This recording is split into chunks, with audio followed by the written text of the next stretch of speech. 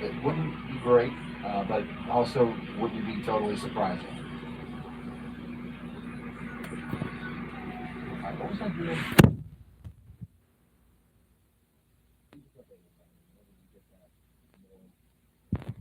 More data in. And also, I'm going to be in Ryan's stream text if you want to drop any links or graphics. Okay. All right, so let's take a look at this thing. HRRR shows that eye becoming really well defined by around 9 p.m. tonight. And those outer bands right here, this stuff right here is what we really got to watch for potential tornadic activity right along the coast. Maybe even What's up, Patrick? 2 a.m. tonight from Tampa all the way up towards Tallahassee. Really concerned about that. Honestly, that's a huge concern because of the dry air that we're seeing on the eastern side of the system. So we got that, and then landfall, according to this model, is going to be, wow, really far west. Like, the models are wobbling west a lot here. This puts landfall, hey, what's up, One Money? Around 7 or 8 a.m. just to the south of Tallahassee. Wow.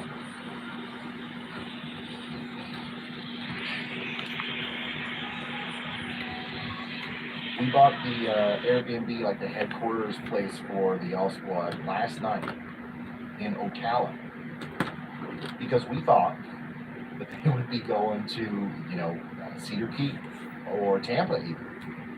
So like now the tides have turned a little bit. But this is just one model, okay? We're looking at this just to see what's going on here. Landfall somewhere near Tallahassee. More specifically, I'd say Perry, Live Oak, those places. What's up, Shane? Between Perry and what's up, Chiron? And then that's going to come up, and then we're going to see some incredibly heavy rain in southwest Georgia, Albany, Georgia. You guys are going to get just absolutely dumped on by tropical storm force winds and a lot of really heavy rain. Flash flooding is going to be out the wazoo around 3 p.m. tomorrow. We're going to see that up into South Carolina as well. And then, we got more banding going on here, more potential tornadic activity as we get closer to around 6 p.m. tomorrow up there in southeastern South Carolina. Lots of water spouts out there over the ocean. Flooding is going to be crazy around Charleston, Columbia, South Carolina, up into south central and eastern North Carolina. And then this thing's going to go out to sea. About by 2 p.m. Thursday, we're not really going to be thinking about this one much anymore unless it does decide to come back around and come in for round 2. But that's what the HRRR model shows. What about the old NAM 3K? We're starting with like the least conventional ones.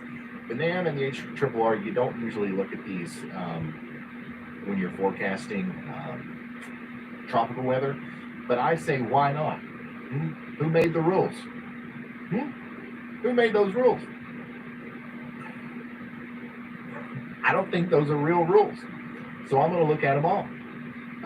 This is the NAM 3 kilometer, shows landfall. I think so. Landfall around 8 to 9 a.m. I think we've reached a pretty good consensus there.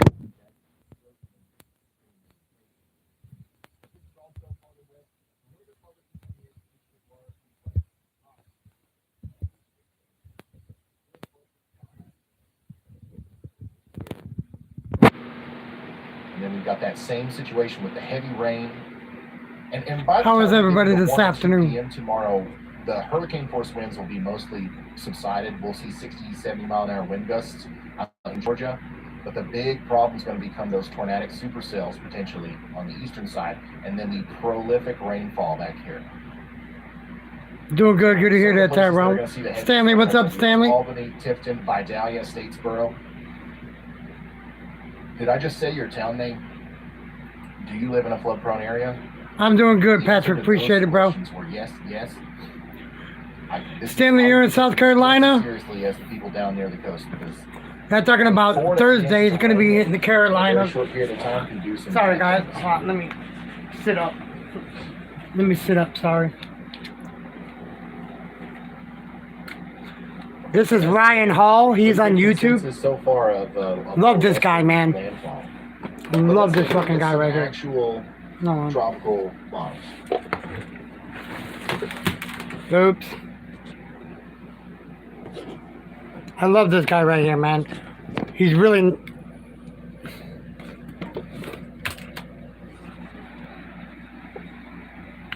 Hey Ryan, this is Brad. You copy?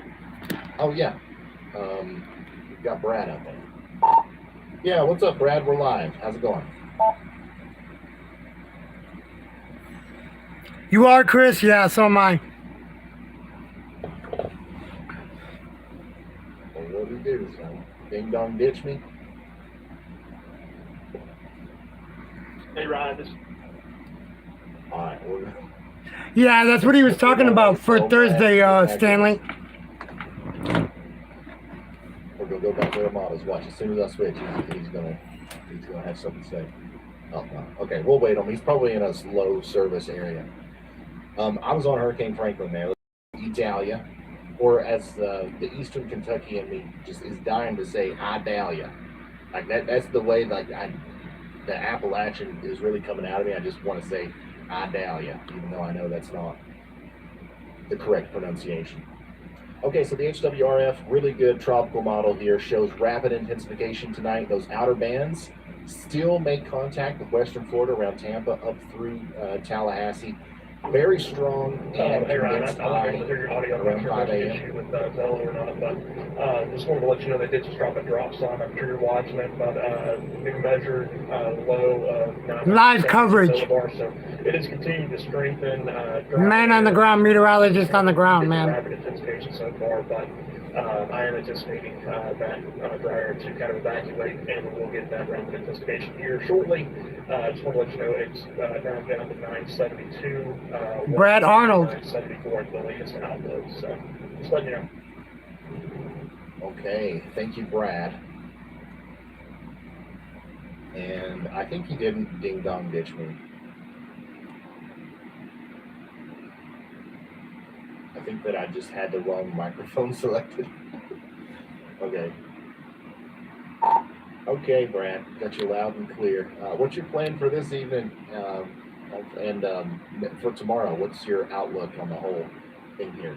Everybody's dying to know.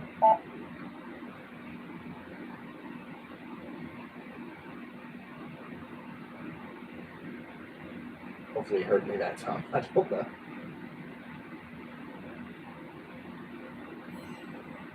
It's been a while since we've had to cover tornadoes, so everything's rusty.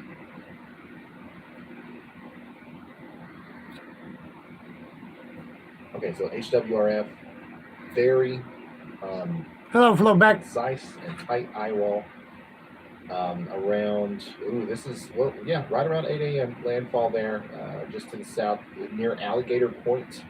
Yeah, so tonight I'm going to chase some of the outer bands as they do come on shore, the western coast or the west coast of Florida near Tampa, up near Spring Hill, in that area. With the dryer that was entrenched in Hurricane Idalia, I think that's going to increase the tornado threat in the evening and overnight hours for that area as those outer bands do continue to come on shore. We had a tornado warning earlier in Marco Island earlier in the day. We haven't had any since, so that's a good thing. But I'm anticipating to see more tornado warnings, more tornadoes this evening and overnight. As far as my plan, I'm going to try to get some rest at some point, probably around midnight or so. It just depends, what Idalia wants to do. Eyeing a couple of spots. That's actually what we're doing as I'm driving south right now, scouting out a couple of areas that we could possibly intercept it on safely. The big issue with the Big Bend area is obviously going to be storm surge. 10 to 15 feet of storm surge is catastrophic and will definitely take your life if you decide to ride it out in that. So we are not going to mess with the 10 to 15 foot storm surge. We're going to be a little bit further inland. I've kind of got an eye on Perry, Florida as a possible intercept spot, but trying to look at some more places as close as I can get to the coast is the deal, or my main goal. But just kind of a play it by ear kind of thing. It's where we're going to see this wind chill after effect where models are going to go west and then they're going to go east and then they're going to go west again.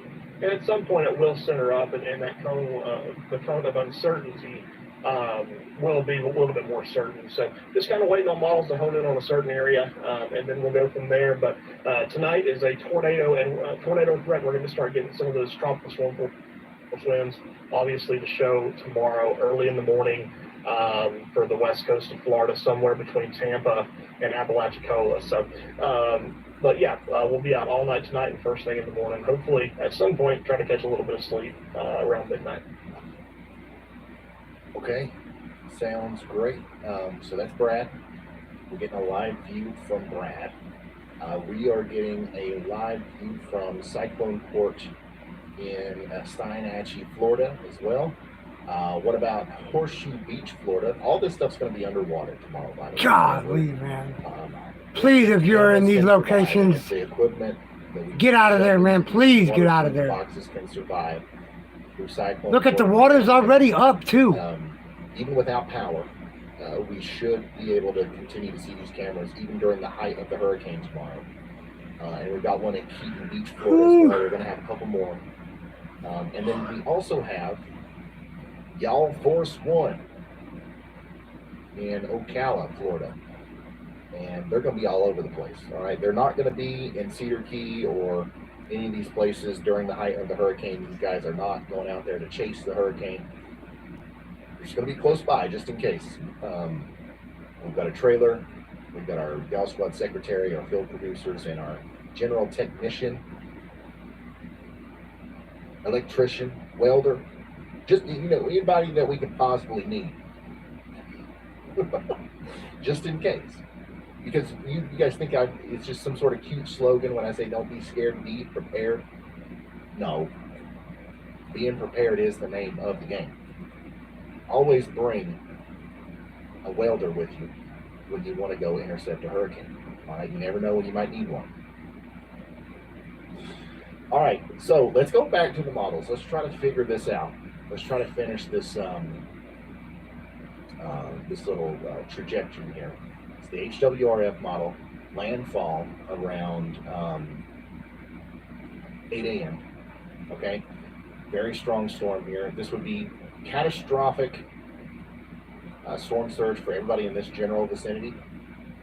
So that includes the towns of Horseshoe Beach, maybe even all the way up there to Cross City, but definitely Jenna, Dulles Creek Landing, Fish Creek, Keaton Beach, Deckle Beach, maybe even all the way up there towards Buckhorn, Mandalay, Roach, Hampton Springs. I mean, these are the places that we've got to watch out for. Perry might be just far enough inland, maybe. So, but I would be getting out of Perry if I lived in Perry. That would be a catastrophic storm there at 8 a.m. tomorrow. And then we're going to continue to see those damaging winds all the way up to the Florida-Georgia border. And then it's flood time. Then we're really focused on the floods here in Georgia, up into South Carolina. A little bit of a tornado threat as we get later into the day in South Carolina and North Carolina.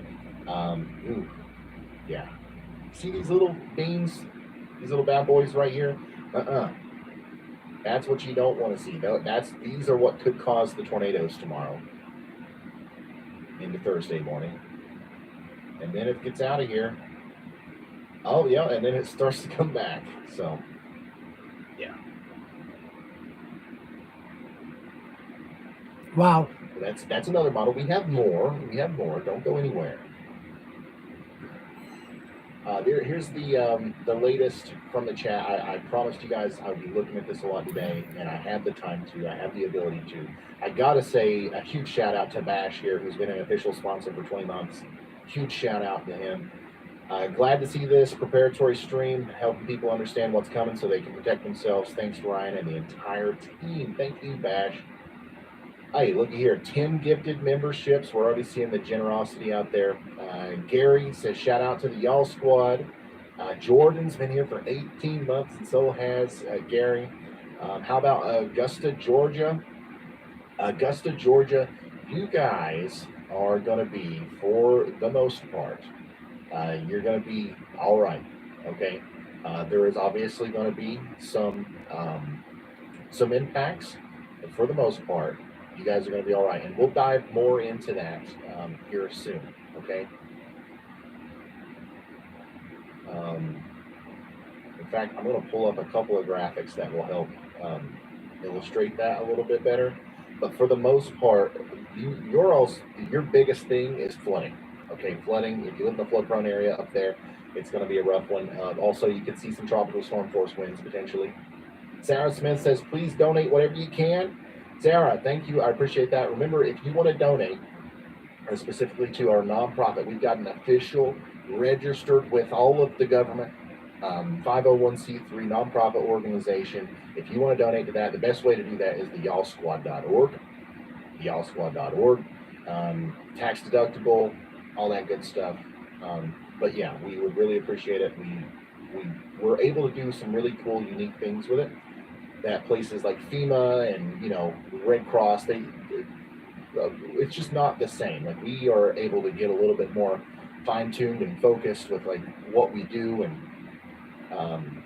we're able to get in there really fast because we have the storm chasers on the ground and stuff like that. So I'm hoping that we don't have to use it, but if we need to, we could roll into some of these negatively affected areas as soon as Friday with Excuse me. Checks, food, supplies, whatever it is. Literally that fast, thanks to y'all.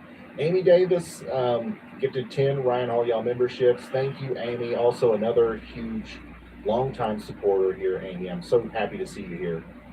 Kelly Scott, 10 months. Everyone be safe. David G, I have Radar Omega Alpha and I see the chasers, but I don't see the cameras that you showed. So I don't know if you guys can see those surge cameras yet. I don't know how that works. I do have a special version of Radar Omega because I am special. Okay, when you're Ryan Hall, y'all, you get the special version of Radar Omega. It's the one perk. Everything else about it isn't great. But like those will, for Alpha subscribers, I'm sure those will be turned on at some point. Andrew, thanks for the 10 gift. Kate, thanks for becoming a member. Thanks to everybody for the support. I don't want to go through, I don't want to spend the whole stream doing this, but I am going to be coming over here to the chat periodically to answer questions. But let's try to find a random one too. You have to enable, you have to enable Project Mesoboard. Thank you, Hybrid. That's in your settings in Radar Omega, so just turn that on, you'll be able to see it. Okay, we have an update from Y'all Force One. I'm listening. I don't know where I'm supposed to be listening from exactly, but I'm listening. What do you got for us, Y'all Force One? I just wanted to give you an update. I heard you guys talking about the Mesonet project on how you can get that, but someone in the chat already answered that question. But right now, I'll just give you a quick update on what we're doing. We're heading down towards the Cedar River area, Crystal River area. We're going to try to get to a beach where we're going to see that significant storm surge happen tomorrow. So we're going to give you an idea of exactly what that's looking like right now. And we're basically going to compare to what we're seeing right now, and then we can look back tomorrow and see like the fact that 15 feet of water has rolled into that area. So just to give you guys an idea of what we're looking at for that storm surge and how that might affect that area. Okay. All right. Thank you very much. And guys, that's Caleb Beecham, part of the Y'all Squad there. You see Kyle next to him. We've got Chandra in the front seat. And we've got the whole crew out there all getting ready to go on their first day of the hurricane coverage today. Can you take it off? Oh, you guys need to mute. And then, we'll be checking in with them periodically. And then also we've got a dash cam as well. So we're not just looking inside. We're not just looking inside of the vehicle. We also can see outside the vehicle. In fact, there's cameras all over this thing. So we're going to be keeping up with them. And then we're also going to be keeping up with Chris Hall. Chris Hall, y'all, is all the way down there in Florida as well, and we'll be talking to them.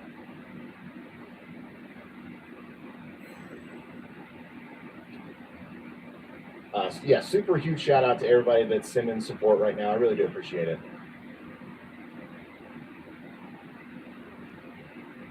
So here is the latest. Okay, here is the latest satellite imagery. Let's take a look at this. So this is the visible satellite. Eventually, we're going to have to shift away from this and go to like the typical one that you see, the infrared. But as long as we have enough sunlight, I really love looking at the visible satellite. This is the tops of these new clouds that are convecting around the center of the storm. We will at some point get a well-formed eye here, and it's all going to be determined on how often and how powerful these cloud bursts are. Every time you see a new little bubble up like that, you see this. Let me slide this through on the Radar Omega app here. This is what we're looking at this on, by the way. You see the little poof. Let me pause this. You see the little poof right there. That is essentially a nuclear bomb going off in terms of the amount of energy that's exerted up into the atmosphere. And it's getting wrapped around the central area of low pressure. Hey, what's up, Scratchmaster? What's up, Gary? The pull of the storm is. So imagine this huge explosion of energy. You think that would control the situation? No, it's controlled by the cyclonic flow around the center of low pressure. So whenever this happens and we see it wrap completely around, we're going to see these taller clouds kind of separate the inside. How y'all doing? I just seen Anne Marie go live, Gary. Outside, we got the inner core. Anne Marie just went live, right? The very central area will become almost completely dry, and that's why we'll have an eye. It's not happened yet, but we're still seeing those new convective bursts happen. And what's been happening over the past couple of days is a lot of the action, some of the biggest growth periods have happened after sunset. Okay, so we've had a lot of diurnal growth from okay. And that is expected to happen again tonight, and that's going to be quite something to watch.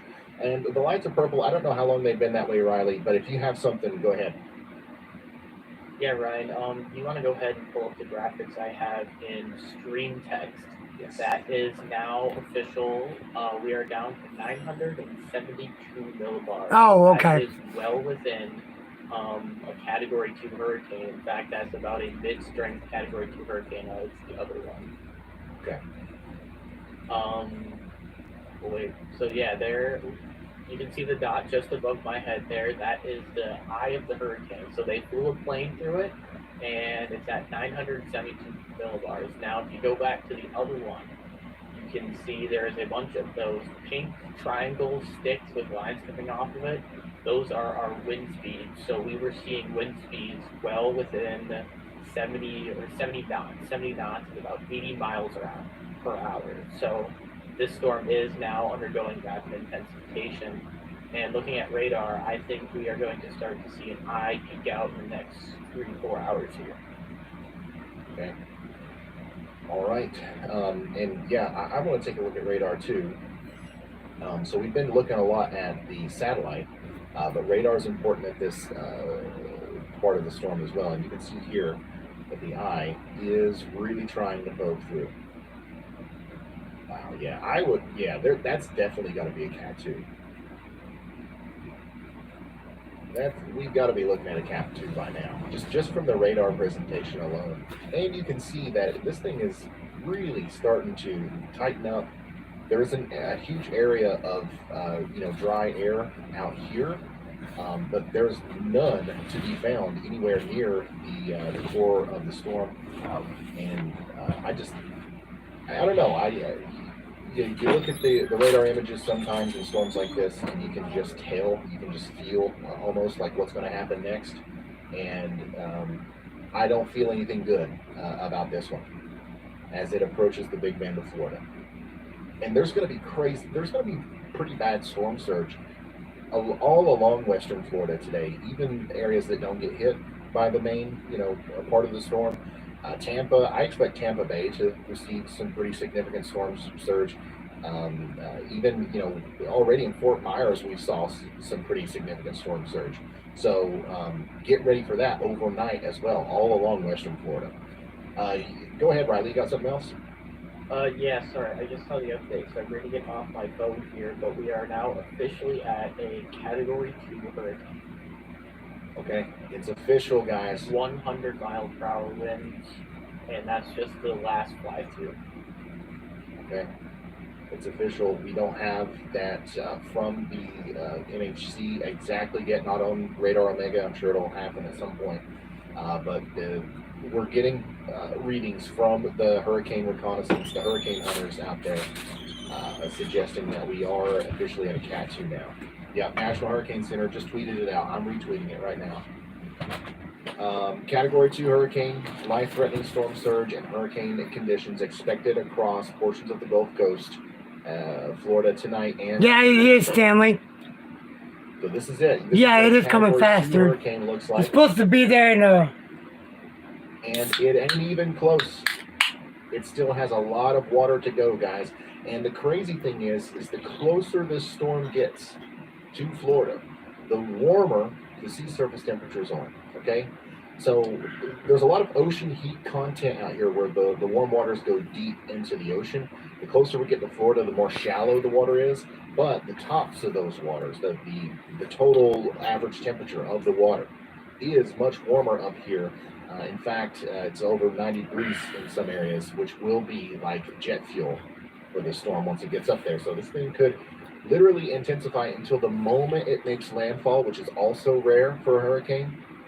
And in that case, still a Cat 4 is not out of the question.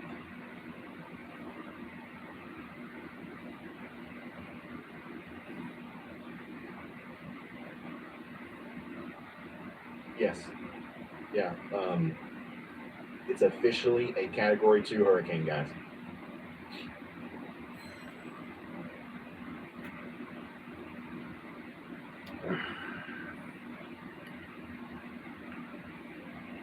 The Gulf is a bath right now. Absolutely, yes.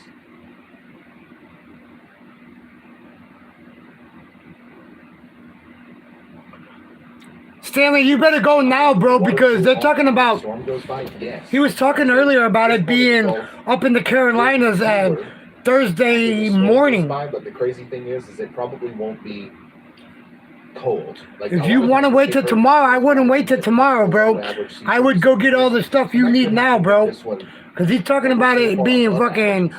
You guys getting the outer bands of the rain and shit. Which is nuts.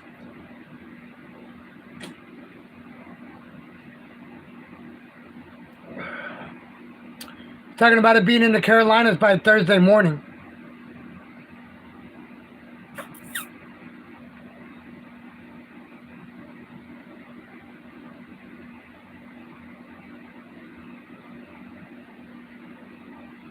Yeah, and we do have that moderate risk of flash. Yeah, I wouldn't wait, Stanley. Graphic yet. Look. But moderate risk of excessive rainfall and flash flooding from the Panhandle of Florida up through Georgia into South Carolina and North Carolina.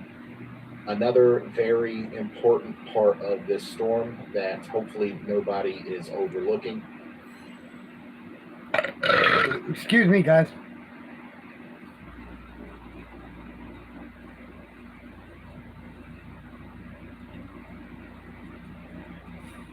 So one thing that I don't like a whole lot about the National Hurricane Center cone, in the way that works, is the landfall strength isn't always reflected in it. So we're getting ready to get an update on the cone here, and I believe, if I'm understanding correctly from what I'm seeing, I believe that the peak predicted strength of the storm is now only at 100. All right, Stanley, I'll be on still, bro. Cat 3, but that's way off of the coast. They don't have an indicator close enough to the coast to tell us how fast the winds could be right upon landfall.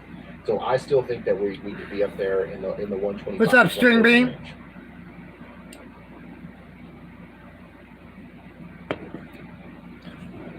Hold on, yo. Shit.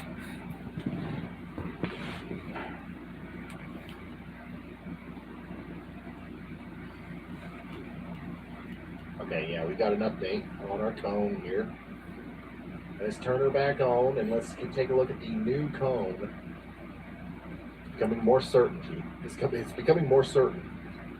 But there's your official update. Category 2 hurricane, 100 mile per hour winds, 120 mile per hour gusts, 972 millibar low pressure. Let's see here. Oh, we still haven't got all these other updates in yet. But pretty soon you're going to see that it's expected to be a Cat 3, like right here, with 115 mile per hour winds. But the next update isn't until 2 p.m. Wednesday up here with just hurricane force winds. So there's not going to be an indicator that tells us how fast the wind's going to be right at landfall, which is, which kind of sucks. Like, honestly, I wish that the National Hurricane Center would give us. I wish they would base the forecast around landfall. It's like, okay, give us the wind speed and, you know, the projected gusts and everything at landfall, and then go out from there. You know what I mean? Wouldn't that make more sense? No, it's not going to be going through Tennessee, Stringy. It's not going to be going through Tennessee. It's going to miss Tennessee. But y'all might get the outer bands of it, though. You might get some rain. We saw this with Hurricane Ian, where our dots were all Category 4 hurricanes. It actually ended up making landfall as a Category 5. So although the forecast said 4, it was a 5, and that's actually a very big difference. So I think we need to be ready for a Cat 4 at landfall. I agree. Even if we don't have a Cat 4 at landfall, which we very well could, we still should be ready for that, right? I think everybody should be preparing for that, because that's probably going to be the ceiling. And we haven't had an instance, in quite some time where we were thinking, oh man, we're going to have a Category 3 hurricane, and then, oh, well, it was just a Cat 1. You know, like, that doesn't happen nearly as much as, oh, well, we think we're going to have a Category 3 hurricane, and then it's, oh no, it's a Category 4, or it's a, Category 5. That is, I think, more likely in this scenario, so we should keep that in mind.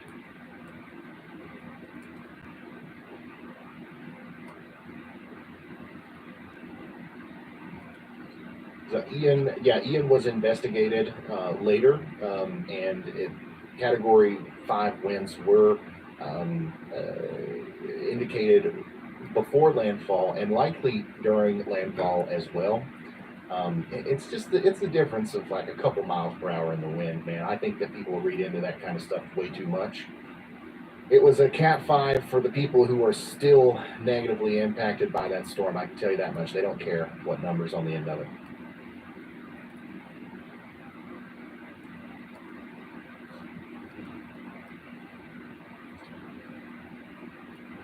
Let's see. You think it could turn like Ian? I think that we could see. I think that we're already kind of seeing, not nearly as bad, but an Ian-like situation where we get a last-minute change in the track and it goes in a slightly different way than what we thought. But it could go farther west. I mean, a lot of the models have been wobbling west, but tomorrow morning we could look on there and it could be going back east. Like, looking at the exact track right now is a little bit. There's really not a whole. Hey Ron, you have a copy? Like a good point in it. What we need to do is just watch the satellite, get everybody out of Western Florida along the coast, especially north of Tampa and east of Apalachicola, and then just hope for the best. That was Chris. Yeah, what's up, Chris? We're live. How's it going?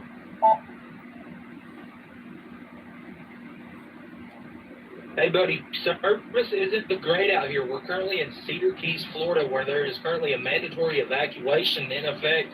And we're just sitting here watching the waves rise and the wind pick up. And we're looking out in the distance to a storm just to our east. And I don't know if this is coming through on the stream or not, but we have a little bit of a lowering just to our due east.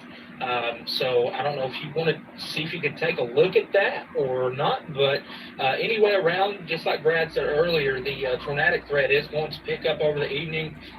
So everybody needs to definitely have any which way to receive watches and warnings overnight, as it's not going to take long for these things to spin up, especially with a tropical system. So yeah, we're going to stay here just a little bit longer until they just about kick us out. Waves are rising. And yeah, we'll let you get back to what you were doing. Just wanted to point that out, that we do have a little bit of a lowering off to our due east. Okay, thank you very much, Chris, guys. That's Chris Hall giving us an update from Cedar Key. And yeah, there's some interesting little storms out here. that are rotating a bit. So I wouldn't be surprised at all to see tornado warnings come out of some of these storms. I wouldn't be surprised to see them come out of these storms over here in Orlando, down towards Rockledge, and like even right here where Chris Hall and Y'all Force One are, we've got some little cells that could try to put down some tropical tornadoes. So we've got to watch Bronson, Ocala, the Villages, Trenton, Gainesville, and all these places as we go forward.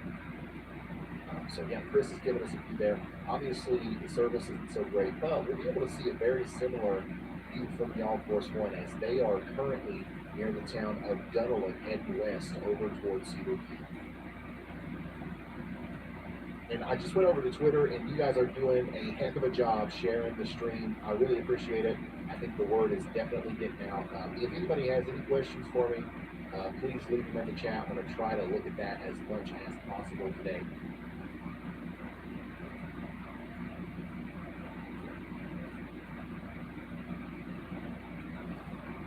Fucking Timu. Chat. Check it out. Let's see here. Mrs. Litterbox. God bless you for all you do. Thank you so much. John Carville, thank you for the very generous super chat. We've got taken to heart, becoming a member. Thank you so much. John says you folks are doing a great job. Be safe. I really appreciate that. Let me get back to that. And then Cautions Out says he's been a member for 15 months and happy to see the hurricane track on Radar Omega. Okay, so Radar Omega lesson, are you ready? Are you ready, guys? So, open up your Radar Omega. Everybody, pull them out. And I'm tracking, okay? Click on everybody that's got Radar Omega on their phone right now. Click on Brad Arnold's face, and we're going to see this number right here go up. All right? Right, there's 12 of you here right now. Come on, click on Brad Arnold's face. And if you don't have Brad Arnold's face, you come over here to the sidebar on your phone, go to Cyclone Port Network, and then enable Cyclone Port. Okay, turn it on. See Brad Arnold's face right here on Highway 1998. Of course, then his video went down. Oh my God. Okay, click. All right, when his video comes back up, click on his face, and we'll see that hopefully there are thousands of you watching with me in the app right now. We're going to learn how to do this together. Okay, so anyways, we are looking at the satellite, right? So you can come up here and radar model satellite. We're clicking on satellite. We're looking at Hurricane Idalia, right? You can do all this on your phone. You can check out the entire Gulf of Mexico and the Caribbean. You can check out the Hurricane Franklin over here, which the sun's already went down on that, but that's what oh wow, the eye is really big on Franklin right now. Yeah. Hold up. That's the craziest thing I've ever seen. What? Okay, let's turn the track off because I have to see that real quality. I have to screenshot it. How do you do that again? Oh yeah, on YouTube now. Okay. Okay, so you come over here to Outlooks and Monitoring, and you hit the little hurricane symbol. And we're going to turn the cone off and the projected track off. Now, if you want to turn them on, what you do is you turn them on instead of off. You'll have it. So, wow, this is Hurricane Franklin right now. It was at one point a Category 4. I think it flirted with Category 5 status. It's going to the west of Bermuda, and it has a huge eye. That is a beautiful storm out there in the Atlantic Ocean. Not bothering anybody really except for some fish. Okay, so let's turn our tracks back on. All right, you go to Outlooks and Monitoring, cone on, projected track on. Can you get coffee and water?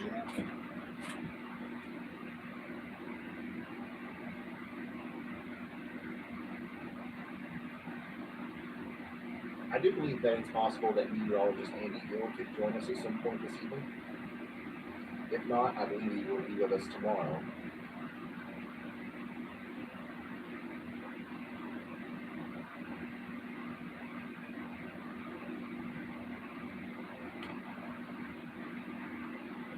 Go ahead, Riley. Hey Ryan, just a quick update. I was looking at the most recent dropson sounding from the eye of Adalia, and the surface temperature right before the dropson hit the water was 85 degrees Fahrenheit. So there's more than enough heat to keep fueling rapid intensification. Absolutely. Finally, rapid intensification is certainly underway, about to be continuing as the storm gets into a very warm part of the ocean. I'm watching these storms over here now south of Orlando. I think that we're going to see a tornado warning come through for one of these at some point. I don't know exactly which one or when, but all of these are rotating a little bit. I watch out in Orlando for sure. But we're monitoring a tornado threat tonight, as well as a storm surge threat, and we're going over the hurricane and all that stuff. It's just a little bit of everything tonight. It's the free string.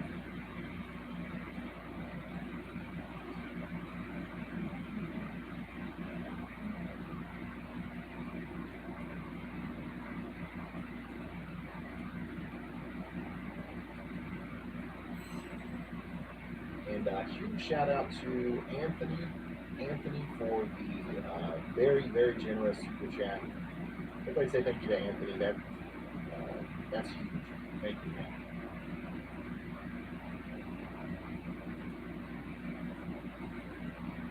We think this will hit a Cat 4. I don't know per se. Norse, thank you so much. But I definitely wouldn't rule it out. And once again, I don't think it's important at this point. We know for a fact it's going to make landfall as a Cat 3 more than likely. And if it is a Category 4, we're talking about a very slight difference. With 30-mile-per-hour winds, 125-mile-per-hour winds. What is the difference there? You know what I mean?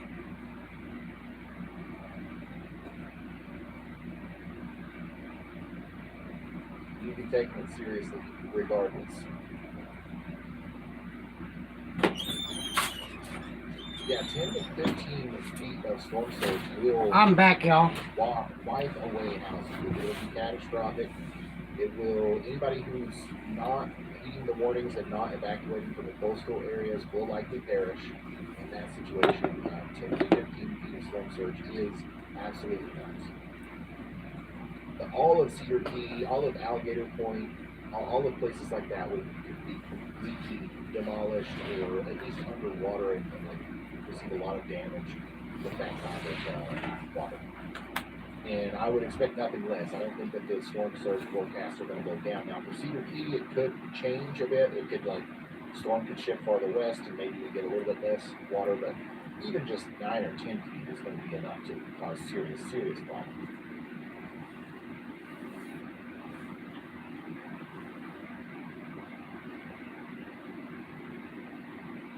Severe thunderstorm warning. Brevard County, Florida. Yeah, we've got the supermoon.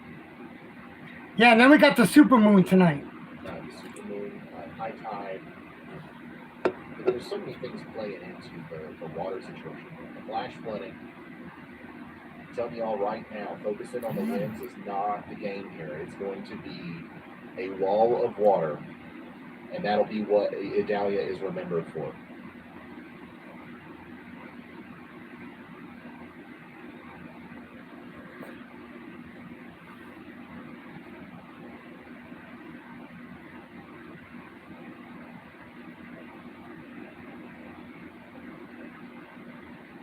Yeah, the red boxes that you see over here, guys, these are severe thunderstorm warnings. Miami's under a severe thunderstorm warning. Palm Bay up to Rockledge is under a severe thunderstorm warning. We don't have any tornado warnings just yet, but I'm watching these storms very closely because I'm curious as to how much they're going to start rotating here shortly. And they could go warned.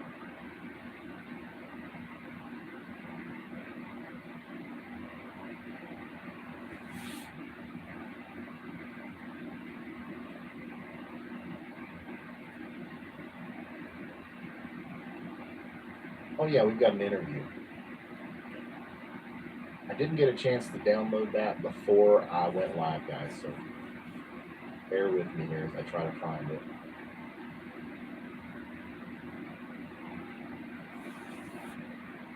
Where is it?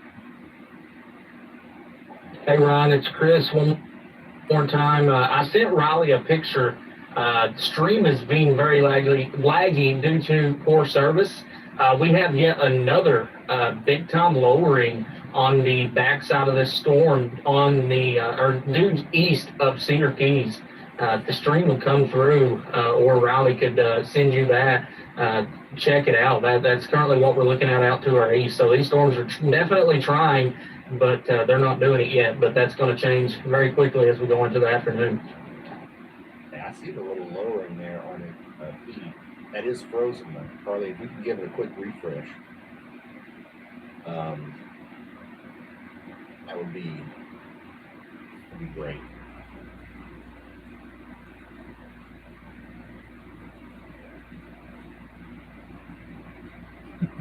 Remember to leave your cookies out for Jim Cantori on Hurricane Eve, or else he leaves you without power for a week.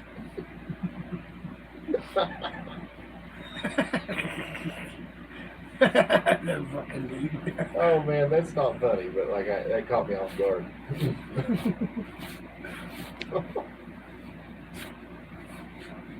Oh my goodness. Yeah, Hurricane Idalia now, 100-mile-per-hour storm, Category 2, going to rapidly intensify into a Category 3 probably during this stream, if not early tomorrow morning.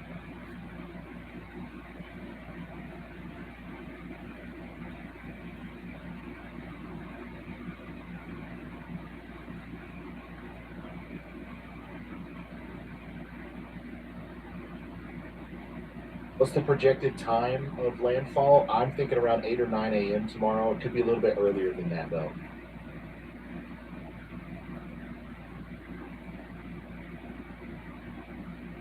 How bad is it going to be in Tallahassee? I think it could be pretty bad in Tallahassee. In fact, a lot of the recent model data is pointing the storm more towards Tallahassee, and that's bad for two reasons. First of all, Tallahassee, lots of people up there, more wind damage to structures and stuff like that. But also, it could potentially put this over water for longer. So, if this thing makes landfall at 6 a.m. Versus, if it makes landfall at 9 a.m., that's going to make a drastic difference in how strong it is, I believe. The more time this gets over water, especially the closer it gets to the coast, the more time it's going to have to intensify. So, if it goes more towards Tallahassee, it's going to have a lot of time over water, and it could very well do that last minute uptick to Cat 4. But, whenever they start getting really strong like that, a lot of times they start veering more to the right anyway, so that could also point it back towards Perry. But Tallahassee, you guys should be preparing regardless for a very strong storm. Right now, you're not in the cone of uncertainty. You're just to the west of it, but you're definitely going to have significant impacts from Idalia, regardless of exactly where it goes.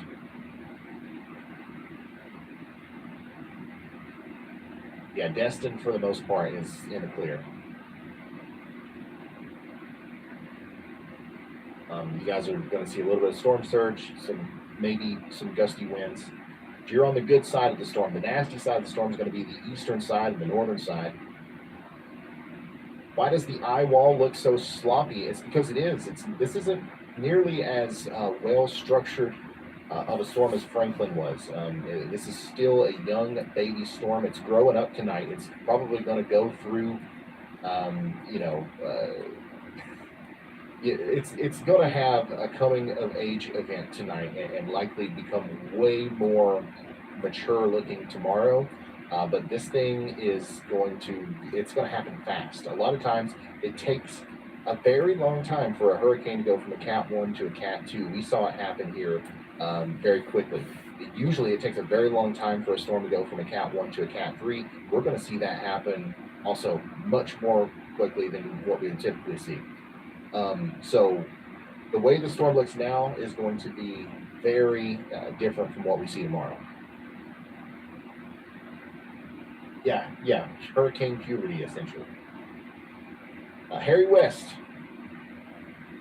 thank you so much for the very generous super chat. Everybody say thank you to Harry. That's big. Justin Smith, thanks to y'all squad for all you do.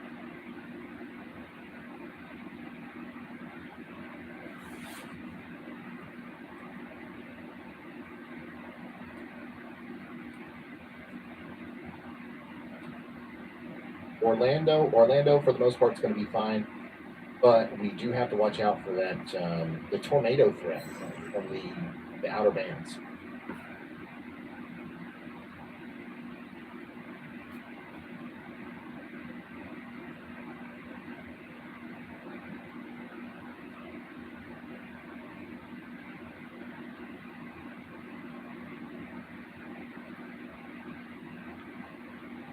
And that's, I mean, we're already talking about that right now, by the way. It's not like tomorrow or whatever. Like it is also tomorrow. But what we're really concerned about is tonight into the early morning hours with the outer bands potentially causing tornadoes. We don't have any tornado warnings right now, but some of these storms are rotating. We'll keep a close eye on that.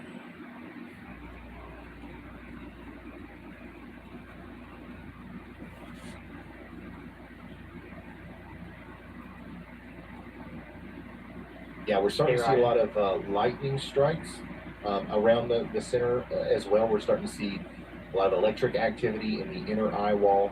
Also another sign of kind of the potential strengthening of the storm.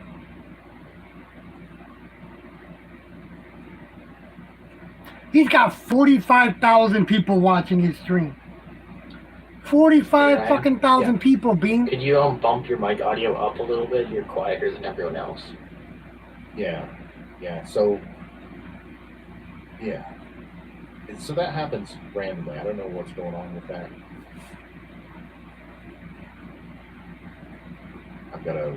When I first started the stream, it was fine, and then yes, I'm live, babe. Changes. Going to change everybody else to be slightly lower, and I'm going to turn mine up as much as I can get it.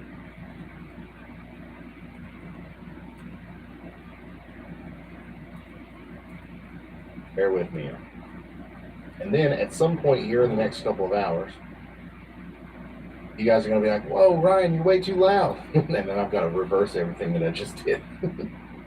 And I'm not doing anything to change it. I don't know what's going on. We've got so many wires in the studio. It's hard to tell what. Okay, get a hold of your mom then.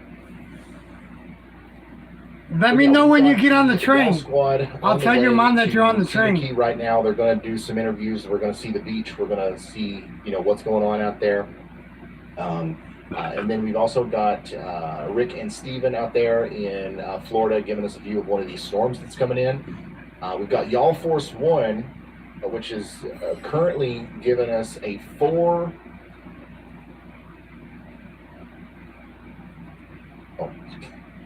Forgot which button to put. Y'all Force One is giving us a 4-angle view of the gas station there. Or actually, that's frozen up. But this is cool. We've got 360 view around Y'all Force One. And we've got a rapidly intensifying hurricane moving right towards the Big Bend of Florida. We're going to keep going. It's currently 5:30 on the East Coast. We're going to keep going, man. We're just going to keep going until I feel like we've got a good handle on what the plan is for tomorrow. But keep the questions coming. And keep sharing. Hopefully we can get this out there to a bunch of people. I don't know how many we have watching right now. 45,000 people, Ryan. The more the merrier, and the more that we have right now, the more the algorithm will promote us tomorrow when people are going to need. You got 46,000 people. Huge network of surge cameras, literally ratchet. You got 46,000 people out by these beaches to show you the exact height of the storm surge as it comes in. These are solar powered, battery backup, cellular, satellite linked internet. Like we're really hoping that we don't lose them.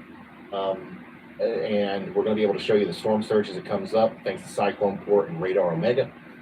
And we're going to have our storm chasers out there. We're going to have, our Y'all Squad disaster relief team out there. It's all happening here And the more people we have involved with that, the easier everything is. It's not just about like we need the number to be high for any reason. Like this ain't TV. We don't care about ratings. We need a bunch of people here because of the domino effect that is you guys sharing. And we know for a fact that it works. Every time there's a tornado, we go visit that town afterwards. Hello, and we're Mike. like, oh, Odyssey. well, I had never heard of you guys, but thanks to Aunt Sheila sharing you on Facebook, I came across what you were doing, and I found out about the storm, and I took shelter. And you know those kinds of stories are so common, and we wouldn't be able to know about them or utilize it without you guys.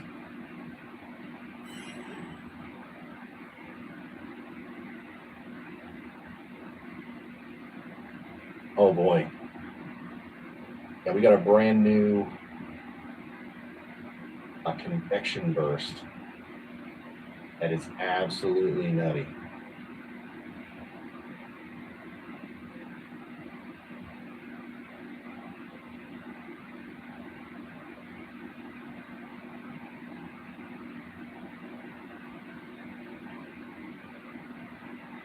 You guys are getting ready to see it on the next update. This might be the one that clearly kind of wraps around and defines our eye.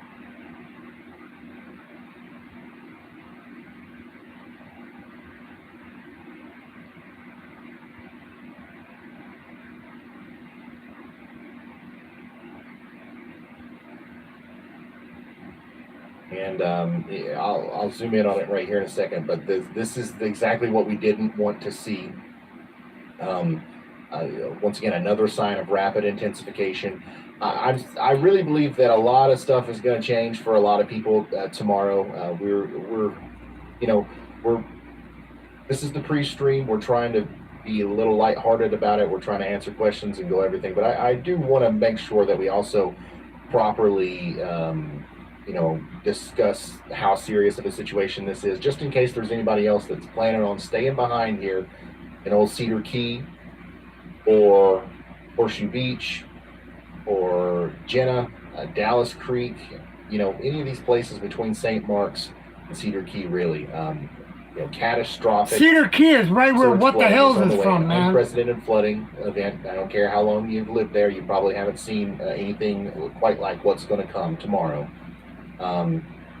And all of the homes, most of the homes, a lot of Man, get them out of here, man. In place will more than likely Somebody blocked that dude already, man. Completely change tomorrow. So we got to keep that in mind. It's really unfortunate that we're dealing with this, but Thanks, thankfully, man. it is 2023, and we've have an incredible forecast leading up to this. So hopefully people. Thank are you, prepared String and Bean. I know everybody that was you. understands, what's getting ready to happen. Yeah, that right there is not good.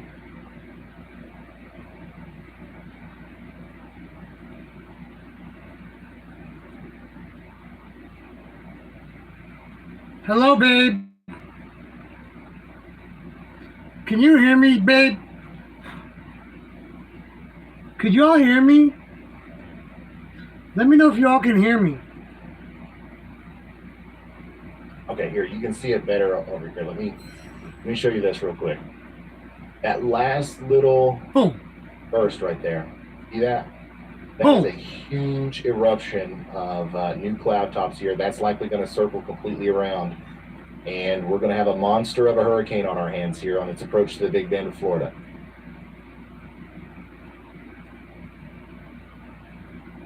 And there's a lot of lightning in that general area as well. I wonder if that'll turn into tornadoes.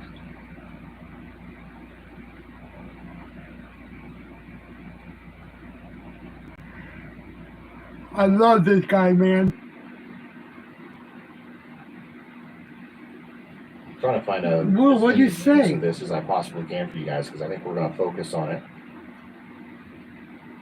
Oh, yeah. Okay, here, look. Yeah, you're on the bus now. I seen that, These cloud babe. tops right here. Something close to 50 to 60 dBz on radar. That's where our eye's going to come from, I believe. Oof. And it's also happening on the other side as well. What a monster, guys. Golly, man. Right at sunset, which is pretty much exactly what we thought would happen. Right at sunset, we get that big diurnal burst of energy, and it'll carry all the way into the early morning hours tomorrow. It's unfortunate that that's going to be like the exact timing of when this is going to make landfall.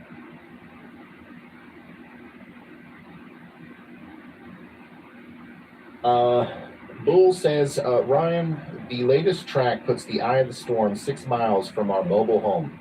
We live in Madison, Florida, 30 miles south of Valdosta in a wooded area. Are we going to have anything left when we return? Bull, here, we are in Madison, Florida, 30 miles south of Valdosta. Let me,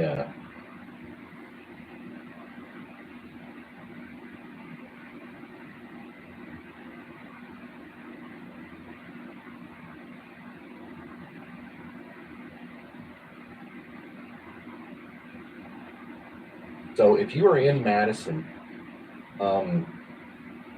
you're far enough inland to where I don't think the storm surge is going to be a big problem. And once again, I want to emphasize that that's the main thing. Okay, that's the main thing. The winds are going to be terrible.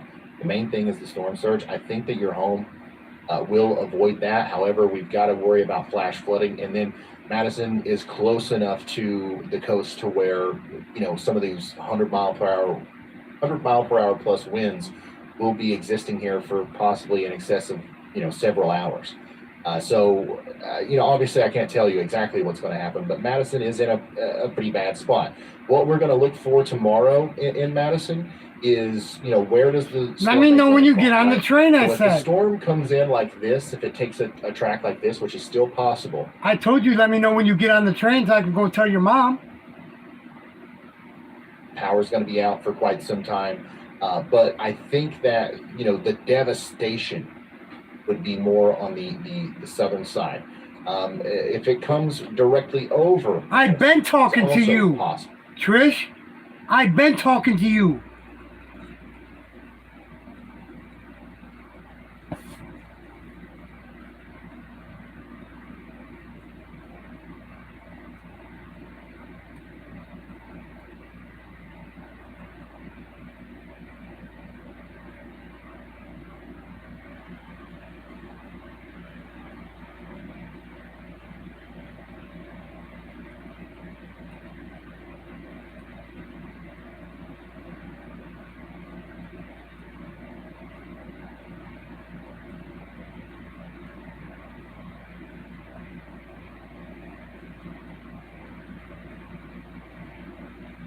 Hey, what's up, Karina? Can everybody hear me? Put a 1 in the chat if you can hear me. Because I don't know. It seems like Trish can't hear me.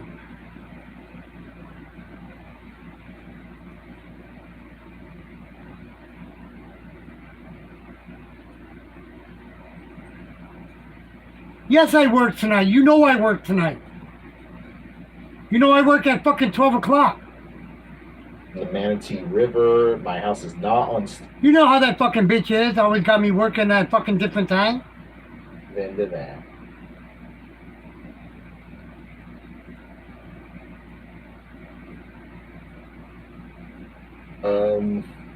Brandon, how did you fare during Ian? How did the storm surge do for you during Ian? Because it'll probably be less than or similar to that.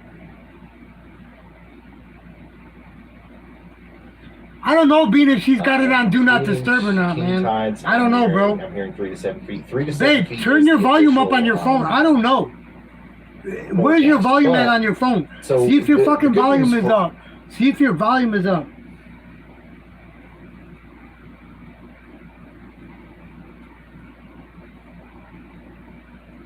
Oh, you had to turn. Yeah, see, she had to turn it up, Bean.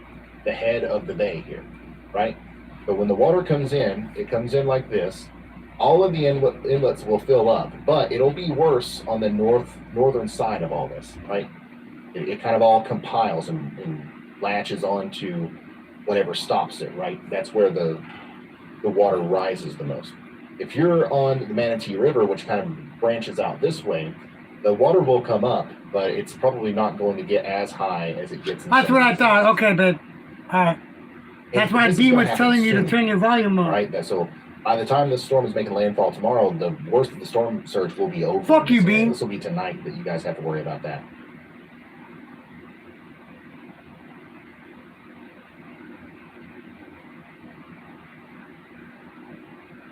I would love to be a part of your response team. Any need for a professional driver based in Virginia? Hey, not right now, but possibly one day. Stay in touch. We've got a contact form on the website.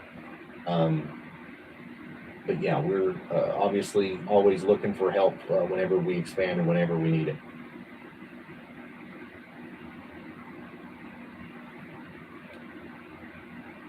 Ryan, my family owns the Ocala Drive. If you guys need space for your supply trucks and personnel, we definitely have space for you. I don't know if I work either tomorrow. I won't fucking find out until I go in tonight, babe. John, make sure if you guys have requests or suggestions like that, we might actually take you up on it at some point. It just depends on the nature of what happens out here. So far, we're good. We've got ourselves a nice You're an asshole, we've Bean. got vehicles, we've got trailers. We're prepared for up to a certain level of response, but if it's crazy and we're gonna have to call in like backup and all that kind of stuff, we might need extra space. So just send us an email over there on our website, theyallsquad.org, and we're gonna try to do whatever we can without bugging y'all. The locals here, y'all don't need to help us. We're here to help you. You know what I mean?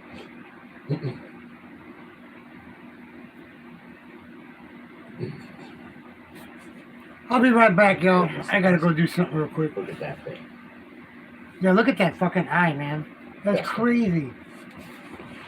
I'll be right back.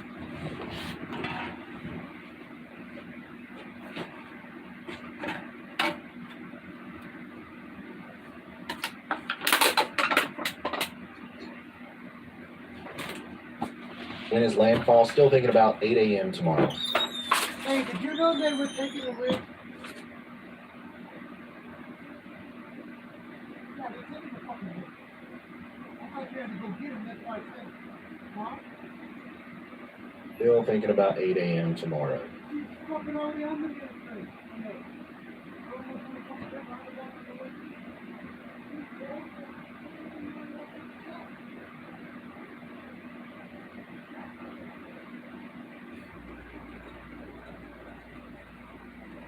I've seen a lot of cities here. Unfortunately, I can't dive into every city, but I'll go over the whole thing again here in a second.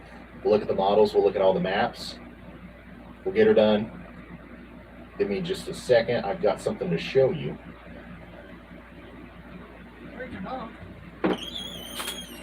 We're drinking off of them. All right, I'm back. So we're going to talk about the hurricane preparedness plan, how we're getting ready for hurricane like that. First, Ugh. I don't know why it's so quiet. I don't know what days I'm off yet, Mike. I went to talk to your mom.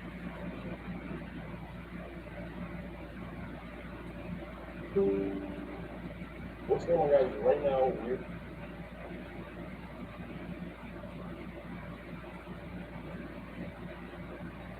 I went Okay, here's an to. update from our Y'all Squad crew in Florida. We're gonna watch this real quick, and then we'll get back into the coverage. here with Douglas Tabor, City Manager, Crystal River. So we're You going to guys talk hear about the hurricane preparedness plan and how they're getting ready for Hurricane Ida. First question that we have for you is, what is some of the plans that you guys as a city and a community are taking to prepare for the hurricane? The city here in Crystal River has been fully activated. We've been under mandatory evacuation since 1 o'clock yesterday. So far, with Citrus County and the Emergency Management Office has done a great job getting the word out. We've been battening down the hatches here. We have about 25% of Citrus County is water.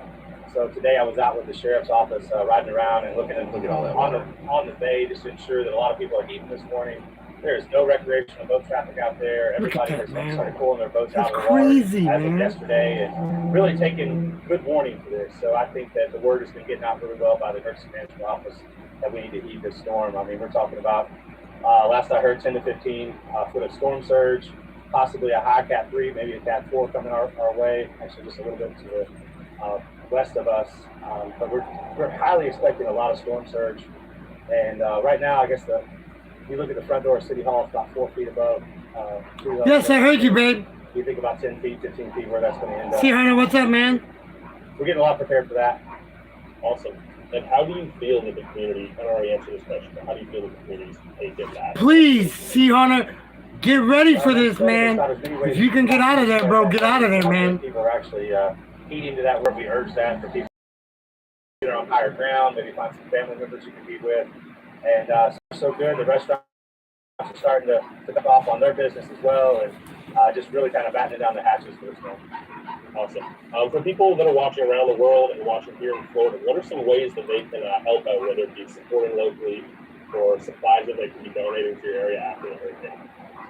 So we have a tip line that's set up for the emergency management office. You can actually find that easily on the Citrus County Sheriff's site. You can get there on Facebook. There's a lot of ways that you can ask on how to donate, what we need to do. So the storm actually hits, not exactly what we're going to need the most of.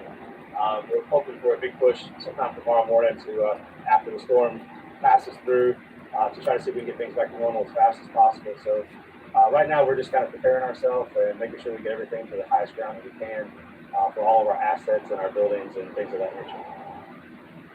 Okay. All right. So that's an update from our crew out there that's in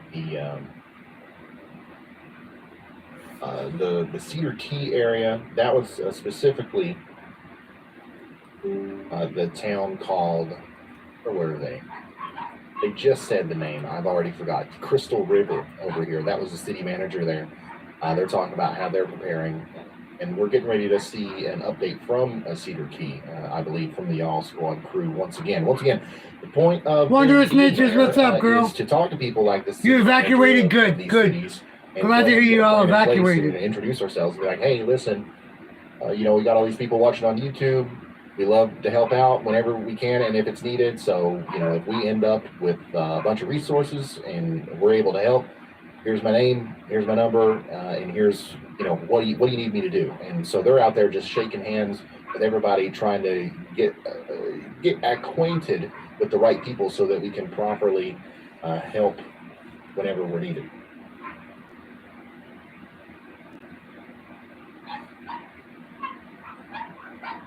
Okay, we've got an update from Riley. Go ahead, Riley. Hey Ryan, if you want to pull up the image I just put in stream text, this is another concerning thing that we're seeing is the outer bands of this hurricane are actually just as strong, if not stronger, than some parts of the eye wall.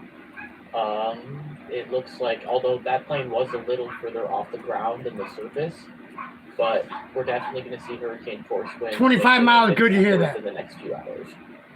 Okay. Thank you very much, Riley. We've got very strong winds and embedded supercell thunderstorms with potential tornadoes. Sam, what's up, Sam Coker? Tampa area. So we've got to watch that very closely as we continue to go over the forecast. I'm going to continue to answer your questions in chat. I'm going to continue to gawk at the satellite imagery here as the sun goes down. But we're also just about to have to get into radar coverage where we're looking at a potential tornado situation coming up into Northport, Vamo, Sarasota, Bradenton, St. Petersburg, Clearwater, Tarpon Springs, and all these places. And on top of the be safe, C. Hunter, that we have with that, we also have the potential for embedded hurricane force wind gusts in that whole band there.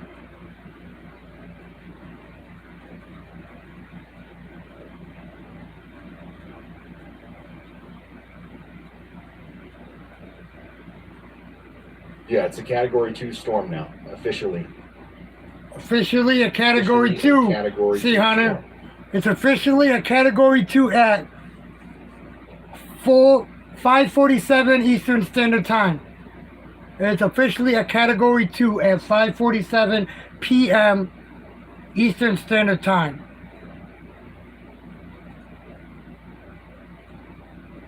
All Sorry, I'm just looking at a bunch of data that's coming in all at once. Absorbing it all right before we get back into the forecast mode here. Fucking bean.